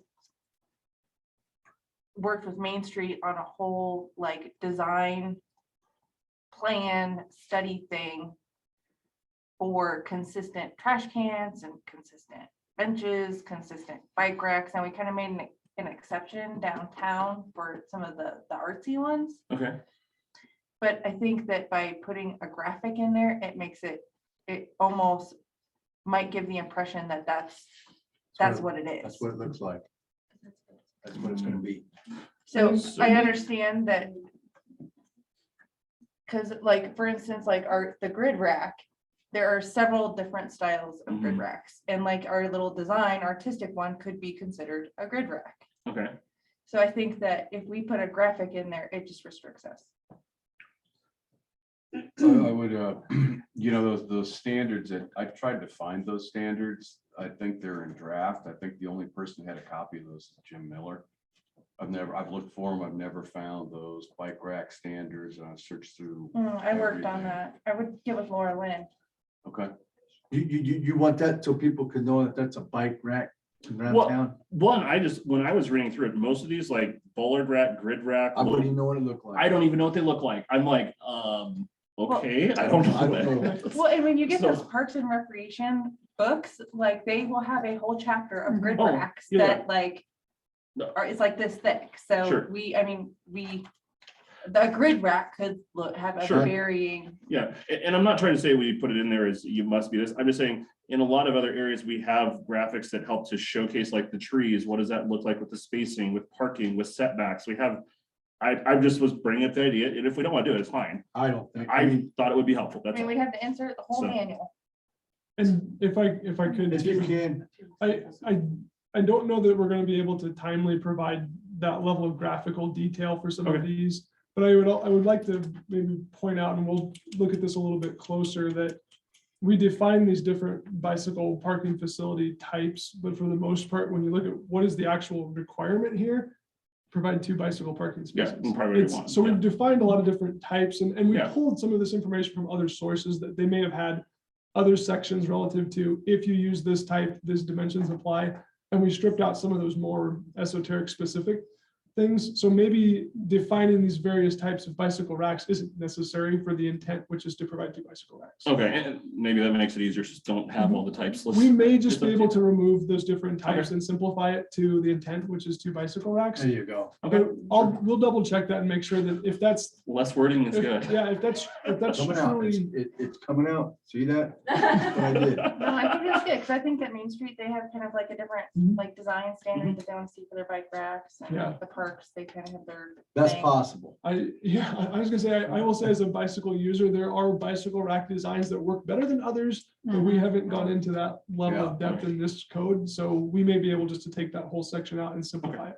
I've got a whole manual on that if you want. Maybe another day. All right, All right, page 159, this has to do with the excess weight and recreational vehicle parking restrictions. And I'm just curious why we are putting restrictions on people's ability to park it on their property in their driveway. I understand they can have it behind their fence, and that's fine. But why are we putting restrictions on it being on their property, on their driveway? In terms, I think it's 72 hours, I think, is on their property in a 1 month period. Yeah, so and I was taking a note, but the real basic reason is, and I've run into this numerous times in my career. If you don't have some sort of limitation, you have overland truckers that are parking big rigs in their driveway and it stays there and it's really not conducive to a residential character when they're idling that vehicle at hours of the morning before they take off on a road trip. So it's okay to visit. And maybe that truck is there for 72 hours because they're visiting family who live in town or what have you, but someone whose career is overland trucking and parking and idling those vehicles in a residential district is really not appropriate. So I had a question, because my question was specifically, I understand not wanting it on the street. That makes perfect sense. Like, that's public property. No one, I don't have a driveway that I could fit a truck in. But what is the problem if I own, in this case, we'll say an RV, right? Because that's one of the RVs, boats, motorhomes, things like that, that fits in my driveway. What is the problem with me having my RV parked in my driveway? It's not impeding, as long as it's not impeding with the sidewalk, because I understand that has to be cleared. What's the problem with that? I think It's- our current code prevents that, doesn't it? I don't know. I'm asking the question. It might. It does. Okay, why It do we have does. that? You gotta reinforce it, Well, right? I'm asking, why is it in the existing code? I'm asking a question as to why it's there. I'm not disagreeing that it is there. If it's there, I get it. I'm asking the question as to why is it there? Why are we restricting your ability to park your private property on your private property?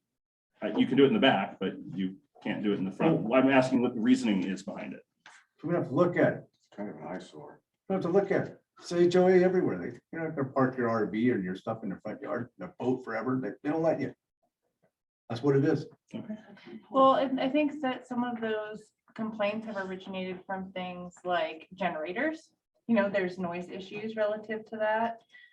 There could be health and safety concerns because of the black tanks on those RVs and fifth wheels. So if you have somebody parking that, you know, in their backyard and then they let their relatives stay in it for 6 months and then you're letting, you know, you're excreting that black tank into your backyard, that's not, you know, safe and sanitary. So I think what it's doing is it's just trying to prevent a problem from becoming a problem in the first place. So I think you know, when people purchase RVs and fifth wheels, they, most of the time in the newer subdivisions, they'll park them out front for 2 or 3 days, pack them up, load them out, and then they have long-term storage options. Now, I'm not sure exactly what the code requirements are for things, for those like in the downtown neighborhood, but those health and safety things, trying to prevent squatting issues, and using, you know, RVs and fifth wheels as single-family residences when they're not intended to be that way. Noise issues, tapping into utilities illegally. I mean, you kind of, it could just snowball into a plethora of issues. Yeah, Misuse. So I do want to address, if that's the case, this code does not fix that problem because item number C, all boat trailers, motorhomes, buses, detached campers, blah, blah, blah, kept or stored on private residential property for longer than 72 consecutive hours during any 1 month period are kept or stored in the rear yard or interior side yard behind a front yard setback or within an enclosed building. So you are allowed to keep it in your backyard. Yeah, if it's got a Sure, yeah. fence.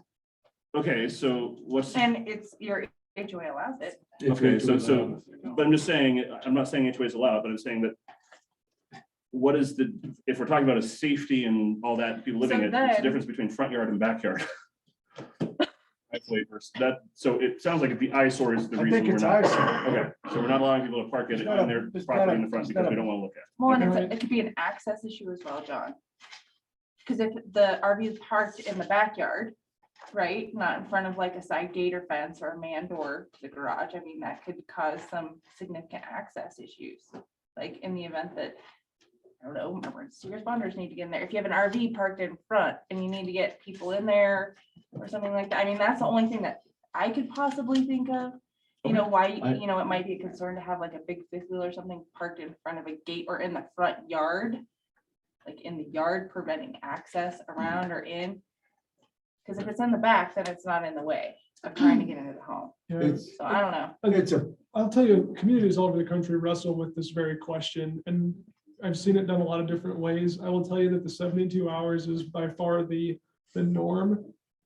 It defines, you know, the public purpose is not having an RV in front of every single house Sure. in the street where it's no longer consistent with the residential character.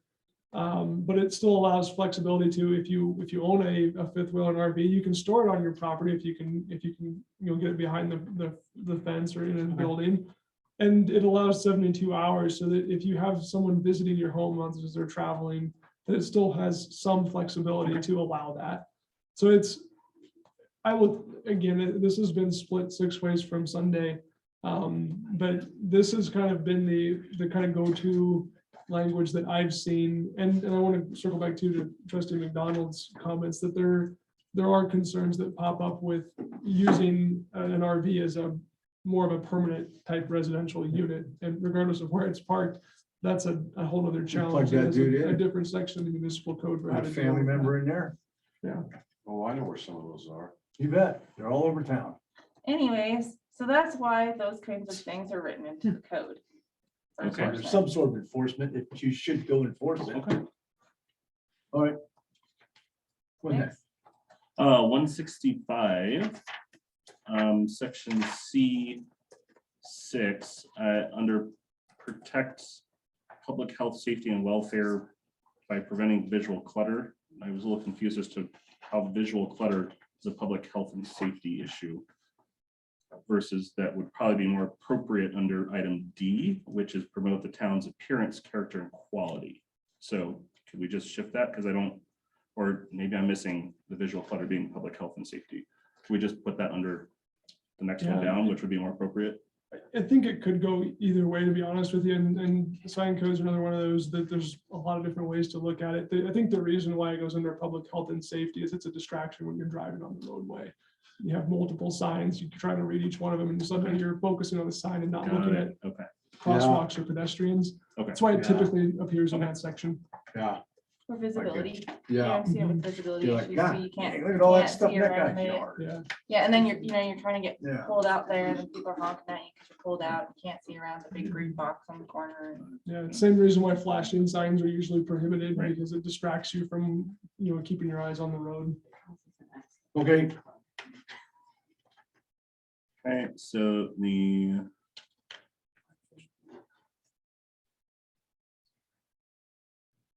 um, 165 2A1.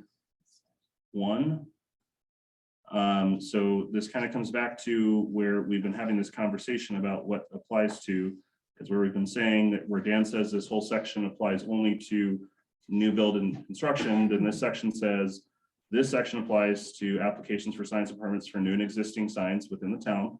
So I just want to clarify, this deals with anything that is new and having to go through approval process, or is this through all signs in the town regardless?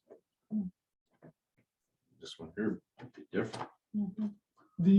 I guess the big question that I want to point out, and I need to find the section and look at it, is that temporary signs yeah, may not require a permit, but they should still be applicable to these sections. And it's a whole Okay, section on temporary signs.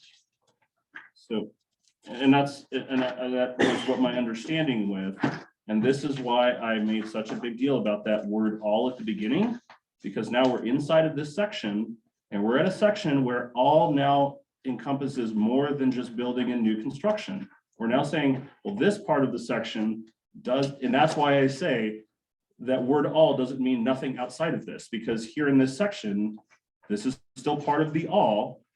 I don't see all here. No, at the beginning of chapter 5, we had a long conversation about my wanting to add the word only new development, and everyone said the word all is fine because all means nothing outside of new development. We're now in a situation where we're dealing with signs. We're still part of that same code that we all just said, all doesn't mean anything that's existing.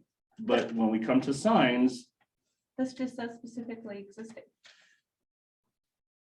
I agree. And that's why I had an issue with the word all that we kept saying at the beginning doesn't mean this applies to anything Yeah. existing. We're Sure. inside the same section. I think it's a good point, and here's, I guess, my comment about temporary signs, even though it's outside of an approval process, but that's covered by new signs and under that applicability section.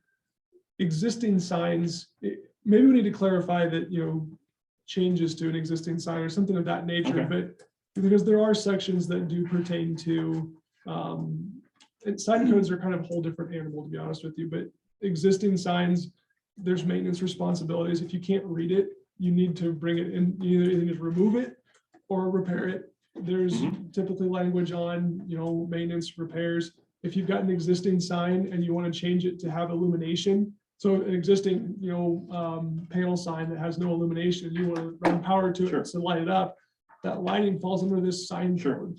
So I don't think it can be a complete black and white yes and no on Okay. existing, but maybe we can clarify So, and I appreciate that, and that makes changes sense. to existing but signs. This is why I made such a big deal at the beginning, because we just made my point at the beginning.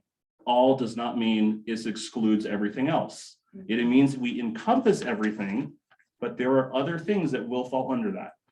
And this is what you guys argued with me at the beginning, saying, well, all means only this. We are sitting here, Cody just explained, this is an example where this is going to have some effect on existing. Yeah, but to the point of the stuff beforehand, I thought it was pretty clear as I read it. I understand, and we just, in reading through the document, we've just reached a point Now, where it flipped. That's what the point I want to make, because we're dealing with here where this same section of code well, does deal with is there existing. something simpler, something simple we can do to fix this problem? Really? I'm not sure I'm totally understanding the problem. I think that I'd like to meet with Cody individually and just kind of get.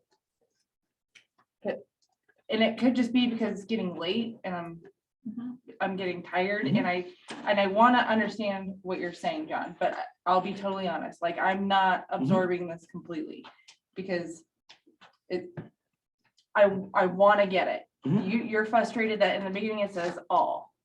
And here, We're not and when applying we the talk same about that in the language. beginning, we were saying it applies to all, but technically anybody that is already existing, is kind of grandfathered in. But my interpretation of this section is saying that specifically the applications apply to new and existing. So then that all definition goes away because this is more restrictive and specific. And I'd like to clarify a little bit. And I'm actually not sure. It seems to me that this sign code perhaps doesn't logically belong in the development standards chapter, because the applicability section that we talked about earlier, Trustee Gator, it says all development applications and building permit applications shall comply with the standards in this chapter. And the sign code is about, there's a different application process for a sign code. You don't, if you're putting up a new sign, you don't necessarily file a building permit application. So I think there's perhaps a little discrepancy with the sign code being included within Chapter 5 development chapter. Wait, it says applications. Okay, and that would address it. And again, and that would address the inconsistency that I'm concerned about if we were to put this elsewhere. And if we want to do that, that's fantastic. Or maybe in the beginning, exclude the sign permits, because we talk about construction and building permits. I don't know, but then that starts going down a rabbit hole. Yeah, it does. It goes down a rabbit hole of which things do we need to say are excluded. That was my concern about the word all. Yeah, I guess, So, and I think one of the questions that we'll kind of dig into a little bit is it may not be in the right section of the land use code. Some of it is applicable, but there's some other things regarding temporary signs, other things that maybe aren't development related, but still is important to have in this document. So we'll take a look at where the right location is. I have also seen other communities, not so much around here in Front Range of Colorado, but I have seen other communities that have a whole chapter of the municipal code that deals with nothing but signs, and it's in addition to your land Right. use codes. Yep. I mean, so there's different ways to approach it. So we'll take a look and see if there's a better location to move this section to. I have a suggestion or a question. Is it possible we could wrap this up by 10 PM? I mean, it's Would 10 get it? Can you be done by 10? We can be done whenever you guys want to be done. This was part of my concern of us trying to rush this through, is the planning commission spent 9 months on this, working through a lot of these questions, getting an understanding, getting confident in the document. This is really the first time that we as a board have had an opportunity to sit down, to bring up concerns and talk through it. So I still have a bunch more, I get it, it's 9:45. I think we need more time to go through this, because I don't think we should try to push it through and people I'll are go to tired and midnight, bro. exhausted. I'm good. I will not go. You through guys midnight. can leave. I'll go do it toe to toe with John. No, I will not. and it's not any good for you and I to sit here and have a discussion, because it's not you and I passing the Well- land use code, it's all of us as a board. So this is why I think we need more time as a board to sit down and go through this. Because you guys have brought up a lot of good adjustments or concern to things that I've had concerns with.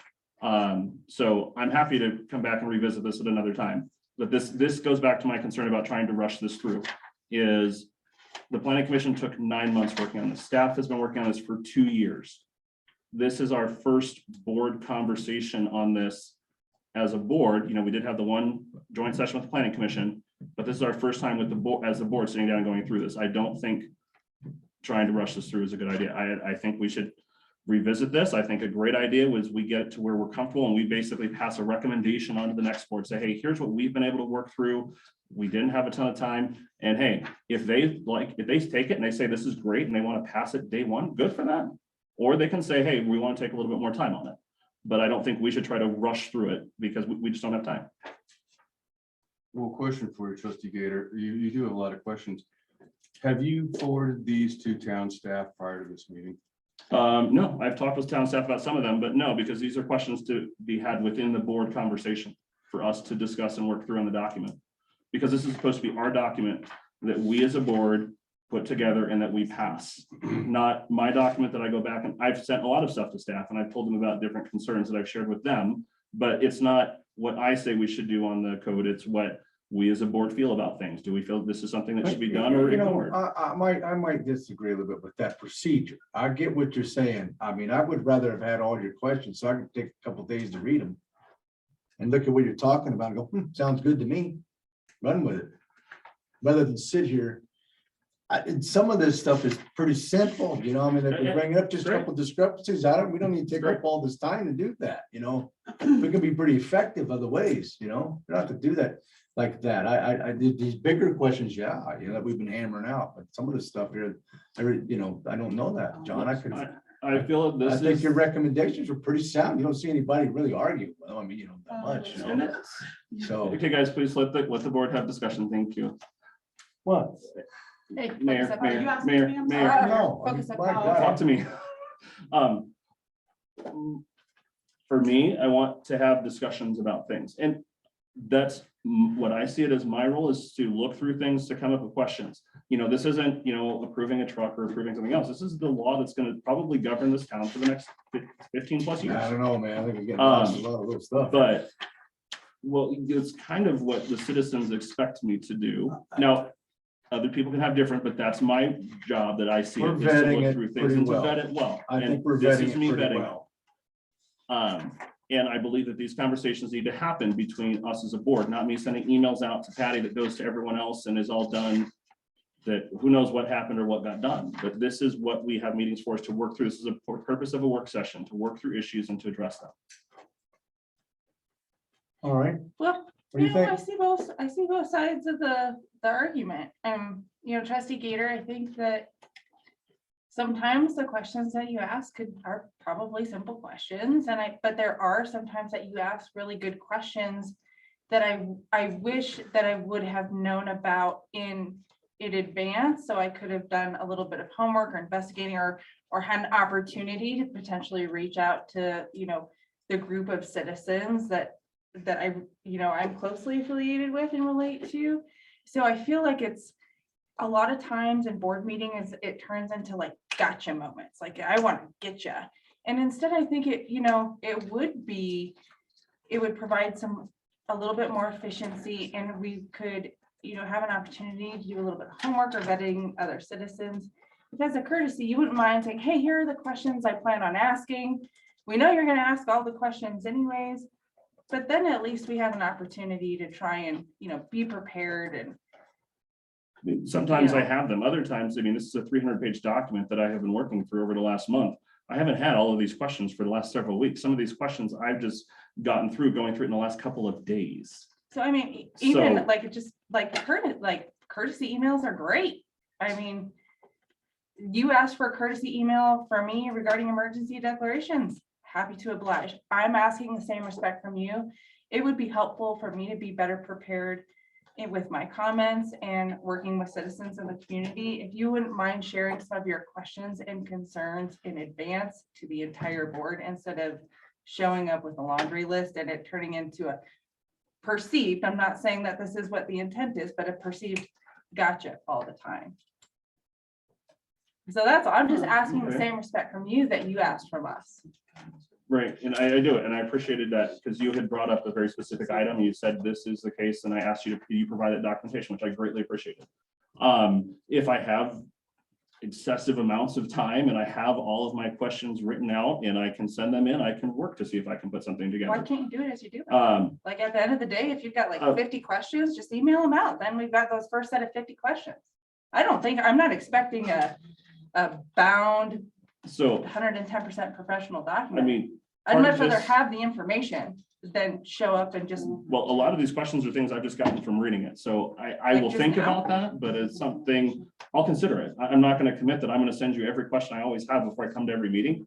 I've got 1,000 things that I've gotta do, and a lot of that's just trying to prepare, and that's not me preparing everything and then telling you, oh, here's all the things I've prepared, because I don't want it to just become, okay, so let's just talk about John's question. No, we're supposed to bring up, what are everyone's concerns? Are we gonna have hundreds of emails flying around with all of the mayor's questions, all of your questions, and all of Trustee Whitehouse's questions, and Kenny, and having no, all, I don't think it- I don't it's think kind that of- we're operating that way. and I don't think that's a good idea, so. And we're not operating like that. The rest of us, like I've received communications from Trustee Kinney. I've received communications from Trustee Whitehouse. I've received concerns from Mayor Hammond, or they've reached out in advance with questions. Trustee Whitehouse let me know today that he sent me an email about response times. Great. I haven't had an opportunity to get to it yet, but I sure will. But I appreciate the courtesy. John, I never get emails from you. Yeah, I mean, like the question about the 72-hour vote thing, Don. I mean, that's a known thing. That's known. It's in our code, it's in HOAs. I'm not surprised by that at all. Okay. That doesn't make it a good question to ask. What is the purpose behind this? Just because we have something set there, if there's a good reason to have it, great, keep it. If it's something that's just in the code because somebody stuck it in there at one point in time, that's part of what I see as my role, is to ask questions, not just say, this is there, therefore we must do. Is ask, Yeah. is there a good reason? And if there's a good reason, great, leave it there. If we don't have a good reason, then we ask the question, should we keep it? Because sometimes the answer is no, we shouldn't. What do you want to do? What do you guys want to do? I'm open to, if you want to try and schedule another work session before whatever we've got going on, I'm open to another work session. But otherwise, I will give this work session 5 more minutes. Yeah, I concur. I'm happy with another work session. another work session? Will you do 24 hours to post? Yes, sir. But can we get a list of questions? What you got left, you think? So we can, be productive, efficient? Get through them? Yeah, I'm curious. I want to I'd know like more. to get through them, I want to be successful here.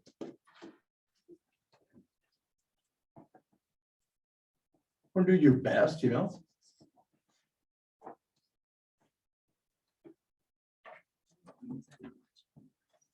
What do you think?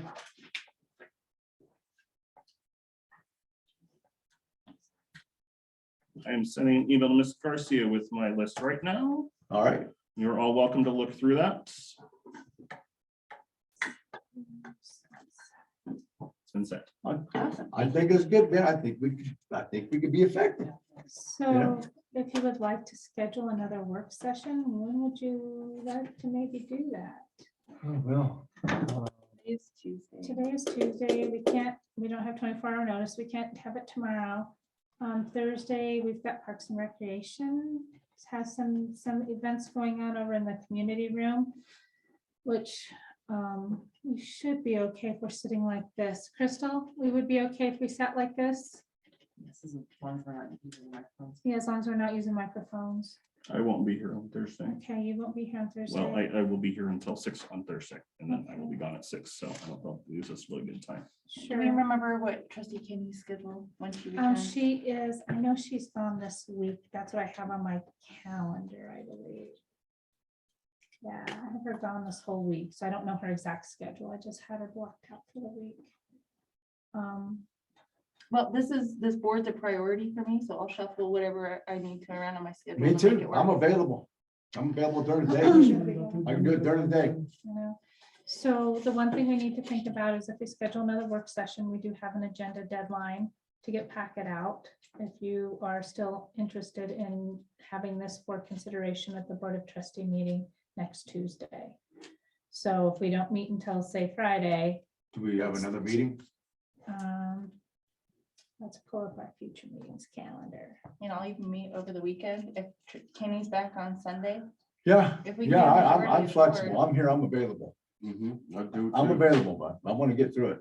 I want to answer everything you got, be constructive and fair and, you know, Well, attentive. And I'd much rather keep the work sessions going Yeah. instead of having a long pause in between, so we Right. don't lose anything. So what we could do is you do have a fifth Tuesday in March. Yeah, So March 29th is the fifth Tuesday. No meeting is currently scheduled.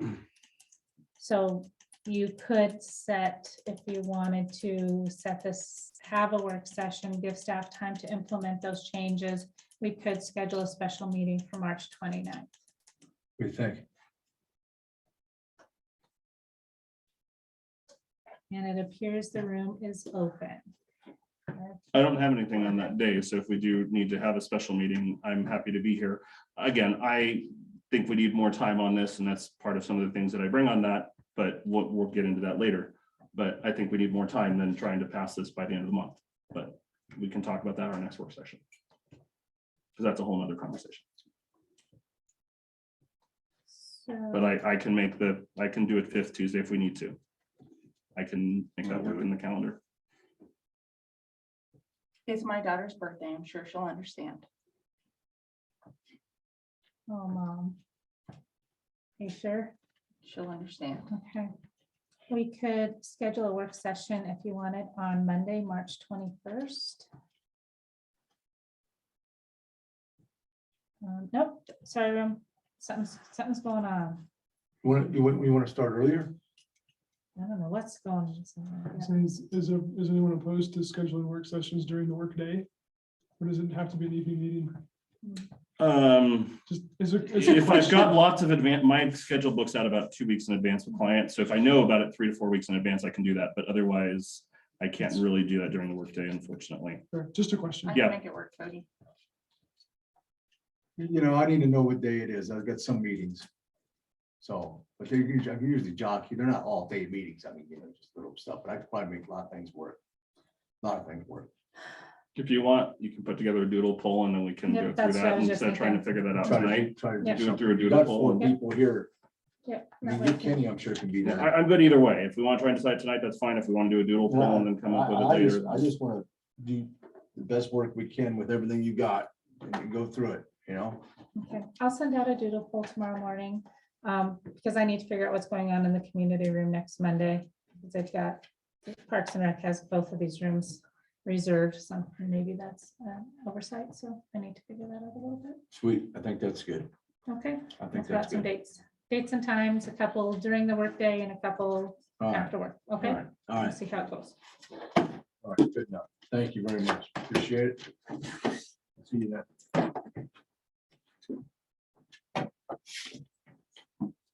Nobody else wants these. I'm gonna. Yes. Yes. Take them. You're welcome.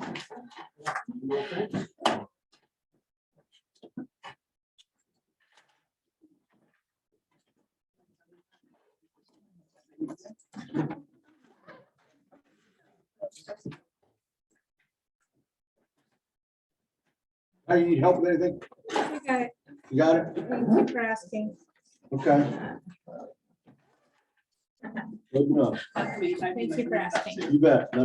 Just let us know. Will do.